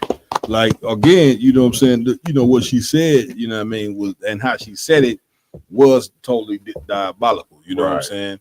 But now I'm gonna tell you, you know what I'm saying? It might have been what she was saying. You know what I'm saying? You heard what she said.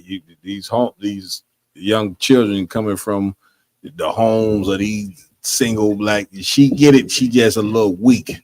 She weak in the fact that she's willing to give up on her people. Right. You see what I'm saying? Right, but now, did she go somewhere where the young girls was probably nasty, out of control, and a little bit distasteful? More than likely. Yeah. You understand? She just ain't you and I to where we'll look at it and we'll understand why these young girls is like this. Understanding is everything. They understanding these little girls is like this because of some law that happened 40 years ago that we went over here tonight, right? Where they took the father out of the home to where now black women, you know what I'm saying, they separate from the family naturally, or separate from the man natural, or the man sometimes leave the family. It's natural, like destruction is normal to us now, right? And we don't know how to combat it because ain't nobody stepped in. You know what I'm saying? And said, let me teach you what's going to actually fix this damn curse that we live in right now. Like a curse gets fixed when you don't become your parent. Right. Like your parent and your grandparents, they had the curse all the way up on the plantation up until now. That's why Christ said in the Bible that enemies shall be there of their own household. Yeah, like in order for us to get fixed, the daughter is going to not have to be like the grandmother. Right. The daughter is going to not have to be like her mother. Right. You see what I'm saying? Well, your mother may think a certain way, but you as a daughter, you know what I'm saying, that got some understanding and want to be the one to fix your people. You can't think like your grandmother had think. You can't think how your mother and grandmother may have thought that the best solution, you know what I'm saying, for the family was to just up and leave. You know what I'm saying? The family or create a broken home. Right. But you got to be the woman to say the generational curses stop right here. Right. You see what I'm saying? Same way with you brothers. You might come from a generation of where your grandfather and great grandfather and your father was in gangbang. Right. You see what I'm saying? Or sold drugs. You got to be the cat say, this is where the generational curses, they stop right here. You see what I'm saying? And so when I'm talking about you listening right now. When you be the one to say, I'm gonna stop, then the generational curses stop. Generational curses don't stop from us just hoping that they stop. They stop from you putting in the work to make sure that it stop. From you taking on the mindset that making sure that it stop. Right. You see what I'm saying? Come on, my y'all. Hey, Cap, and that's so heavy because like the sister said, my son's not gonna date black women no more. You know what I mean? Like you said, the sister gave up. Instead, you know what I mean? She giving up. My son's not going to date black women no more. So more than likely, if you really don't date black men no more. Right. Oh, she said, she said black women. She said, my son's not going to date black girls no more. So here's the thing that's going to happen. more than likely, let's really go for what our people, you know what I mean, our people's mentality. Her son, she's gonna teach her son to date white women. Exactly. You know what I mean, and be a white woman's mandingo. You know what I mean? When the thing is, instead of saying that, she should have said, you know what, I'm gonna teach my son to, you know what I'm saying, I'm gonna teach my son to go after strong Black women. That's it. You know what I mean? Or independent, you know, not independent minded, but Black women with morals. That's it. You know what I mean? I'm gonna teach my son how to find a good Black woman and not find not find a Black woman that's twerking and shaking her butt and half dressed. You know what I mean? Because that's how, like you said, Cap, that's how we gonna conquer the generational curses. You know what I mean? Me, I got a daughter. Yeah. I do roll around and I see little girls out here dressed like grown women. I've rolled down the street several times since my daughter has been born, and I said, ooh, even my rib was pregnant. My daughter ain't dressing like that. My daughter not walking out the house like that. You know what I mean? And but I understand the destruction of our people. So I'm gonna teach my daughter, you know what I'm saying? You don't dress like that, but don't overjudge your sisters that are like that. Try to show them a different and better way. You can't give up on your people because we are all, you know what I'm saying? We in this captivity, we in oppression, we in subjugation. We got nothing but horrible imagery on the television, horrible imagery in the music. Every hero and every leader we got is some degenerate. And then the heroes that are pure and righteous, which is the ISUPK, the brothers and sisters in ISUPK, they're demonized. We're demonized. You know what I mean? So like that sister, what she said on one point was true about what she saw. We all know what she saw when she went to the amusement park. But the word she is wrong at and gets the backlash at it, she didn't know how to properly express herself. And like so many of our people, when we see that destruction on our people, so I'm not as destroyed as you, but I see this destruction and I'm ready to give up on the whole race. You know what I'm saying? And then jump ship. And that's what we don't do in the ISUPK. Yeah, get a brother a hand. You understand? Go ahead, Roman one. Please. Why is it so important for her to get on social media and even downgrade little girls, Black girls? You know what I'm saying? Like the amount of things that's going on between Black and white tension and everything else that's going on this earth. The first thing that she can do is to get on here to talk about children who really, you know, may have been taught wrong. Anything, you know what I'm saying? It could have been any mental thing with those children. Right. You know what I'm saying? Not saying what she saw was wrong. She might have saw kids that was that way, but through all the things that's going on right now in America, with all the tension and even with grown-ups, not even children, why get on social media to talk about something like that? You know what I'm saying? Like it could have been, it's so many other avenues that she could have talked about. But just because it's her child and her son, which I get, because women these days, Black women these days, they tend to hold these sons, especially Black women, they hold their sons to this pedestal of kings and all this other stuff. They want to call this my king and all that stuff. So I understand that that part mentality wise. They hold their sons to a pedestal, but you know what I'm saying, disregard the father. That's a whole nother story. That's really the point I was trying. Go ahead. That was the point I was. That was really the point though, that they hold their sons this way, but then the fathers or men, they look at it as in disgust. They look at kids, the sons as kings. Right. So through all the things that we got going on in society right now, the thing she chose to approach social media about was her son, or the things her and her son saw from little children at an amusement park, which is, it just goes to what we was talking about earlier about the ill of our mentality as Black and Hispanic men and women. That's heavy what you saying. Listen, okay, here's the thing. Like, you can't, if you think that the solution is not giving up on your people. Right. And what she's saying in that statement was that I'm then gave up on my people, and I'm gonna go turn to my oppressor, you know what I'm saying, and think that that's the way. Like that's not the way for us as a people. Right. You see what I'm saying? Right. Like you can't give up on your people. Why? It's like a team, and I understand why people give up on us. Because man, we've been in a losing situation for a very long time. You know what I'm saying? It's like a team, you know what I'm saying, that been losing, You know what I'm saying? Like, look at the Golden State Warriors before they got Steph Curry and them. You know what I'm saying? And not even Steve Curry. Remember, Mark Jackson, the one that put him in the direction of women, a brother. Right, but before that, nobody heard about Golden State winning no championships and all that. They was in the losing team every year. One of the worst in the league. But what made the Golden State start winning? What make a team that lose for so long start winning? They changed the personnel. Namely, they changed the coach, the leadership. They changed the leadership.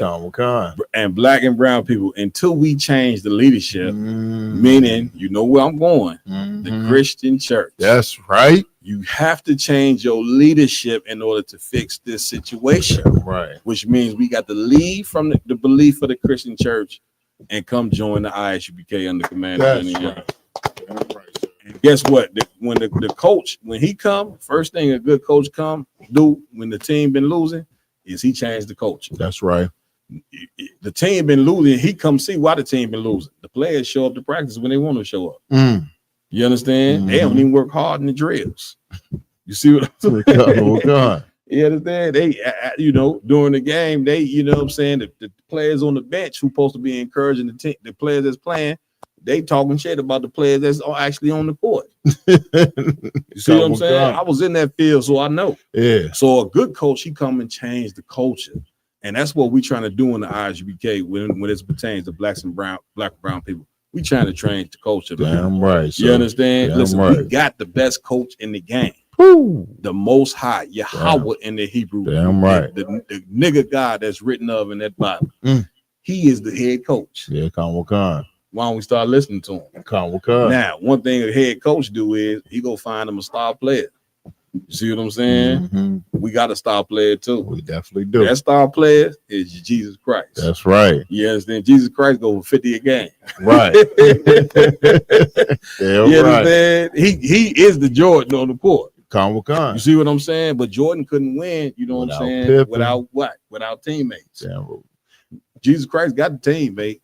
That brother's name go by the name of Commander Jenny Young. Damn right. You understand? Damn right. The generals, the captains, the officers, the troopers, and the sisters. Damn right. So once you go and get a new coach, turn from that Christian God that's teaching us, you know what I'm saying, to create broken families. Now we create, the daughters is acting like that because they come from a broken family. Right. These young boys, you go downtown or some mall, you see these black boys running through the mall and all that, man, it's a kid, you know what I'm saying, that come from a broken family. Right. How do you fix the broken family?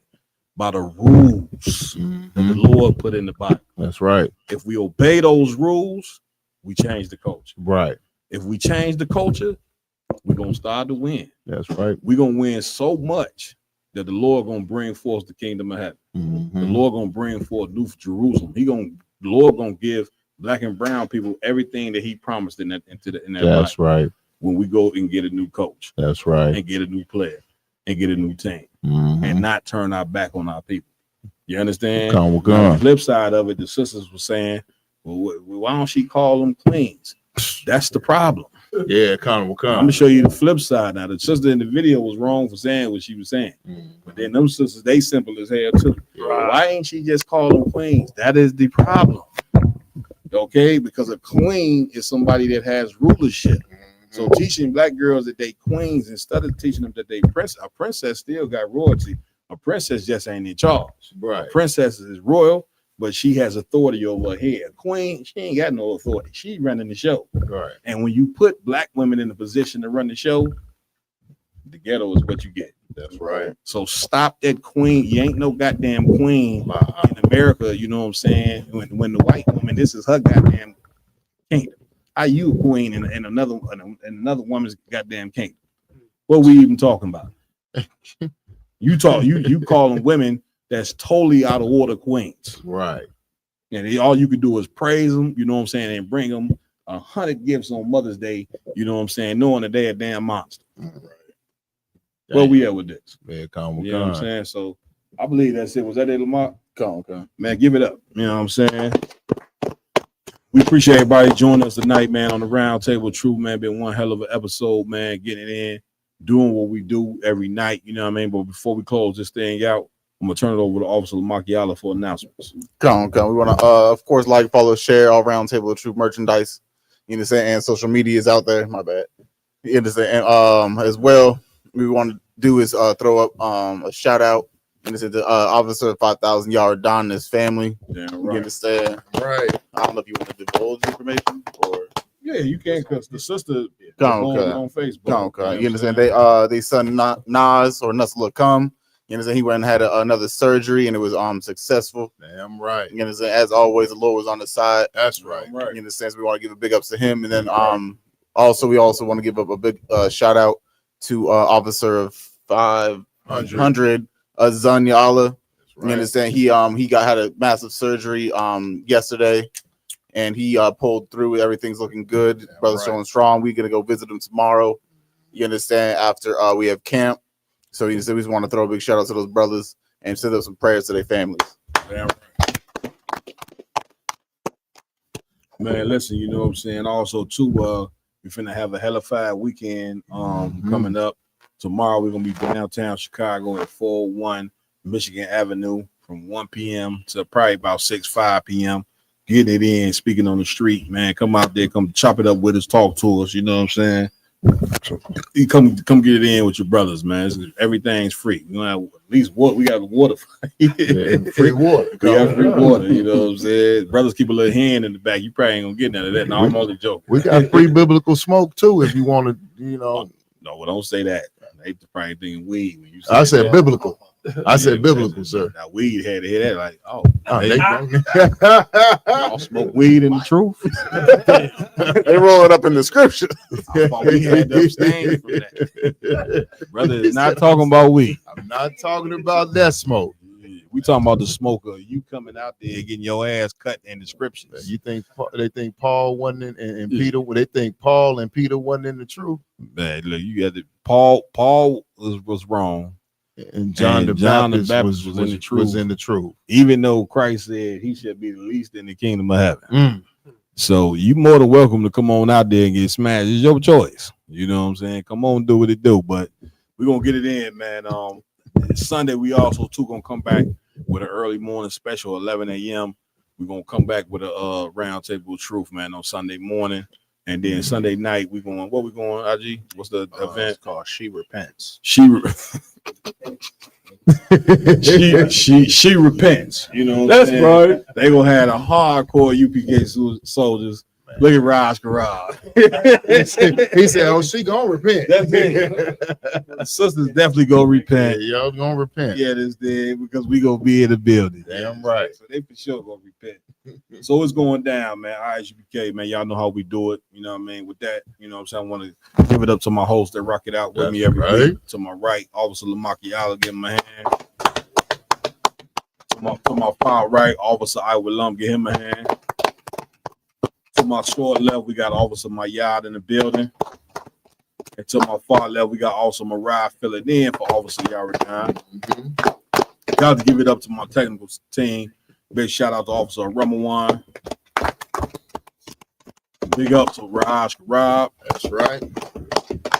Also in here with us tonight, we got Officer Kazai Wan. We got Officer Natsab. Officer Anashwan. And young man, what we call him? That's Junior. Young man Junior. We call him Young Man Junior in the building. That's right. And I'm Captain Mar Quad. Under Commander Jenny Hunter, Lord allow. We see you Sunday morning, man. Let's get it in. Shalom.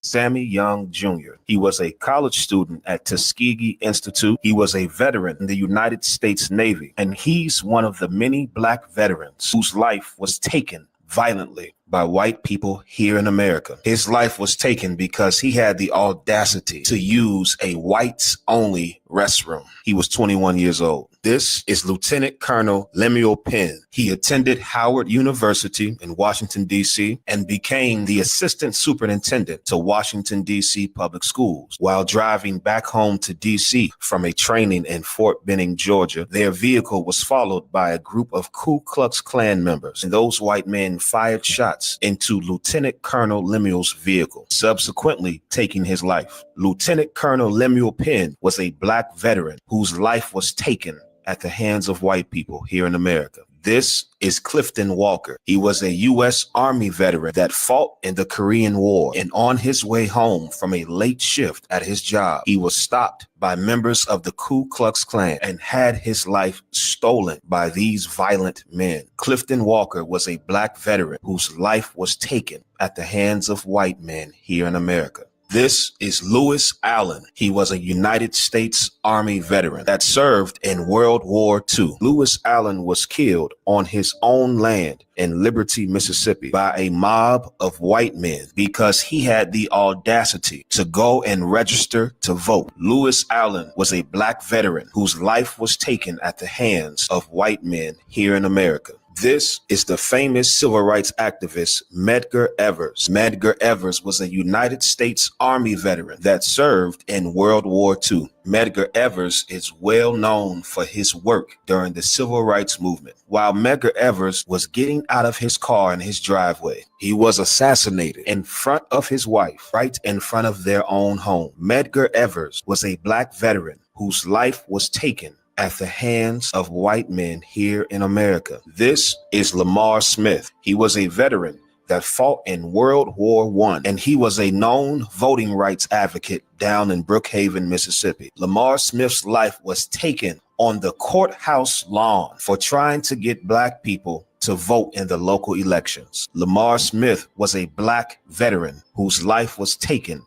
at the hands of white men here in America. This is Maceo Snipes. He was a veteran that fought in World War II. Maceo Snipes went back to sharecropping after the end of the war down in Butler, Georgia. After he had voted in the local elections, members of the Ku Klux Klan pulled up to the land where he and his family sharecropped, and these white men confronted Maceo and his family and subsequently took the life of this brother in front of his entire family. Maceo Snipes was a black veteran whose life was taken at the hands of white men here in America. This is Timothy Hood. He was a Marine veteran that served in World War II. And while he was on a congested streetcar in Bessemer, Alabama, he removed a Jim Crow sign to make more space for the black passengers. The white conductor of the streetcar then turned around and proceeded to shoot Timothy Hood 5 times. He survived, but he was arrested and placed in the back of a police car. And on his way to the jail, the police officer that was driving turned around and shot him again, subsequently taking his life. Timothy Hood was a black veteran whose life was taken at the hands of white men here in America. This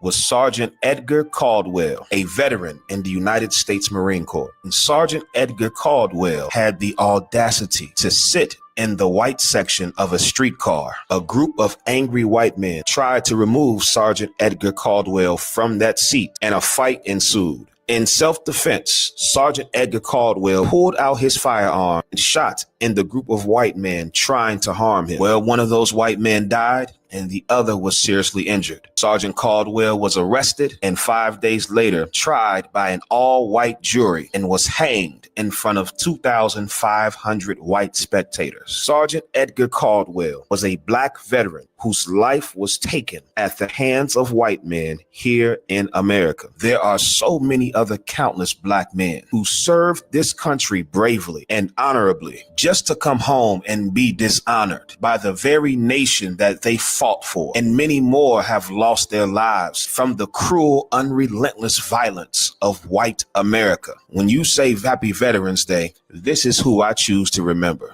This is Sammy Young Jr. He was a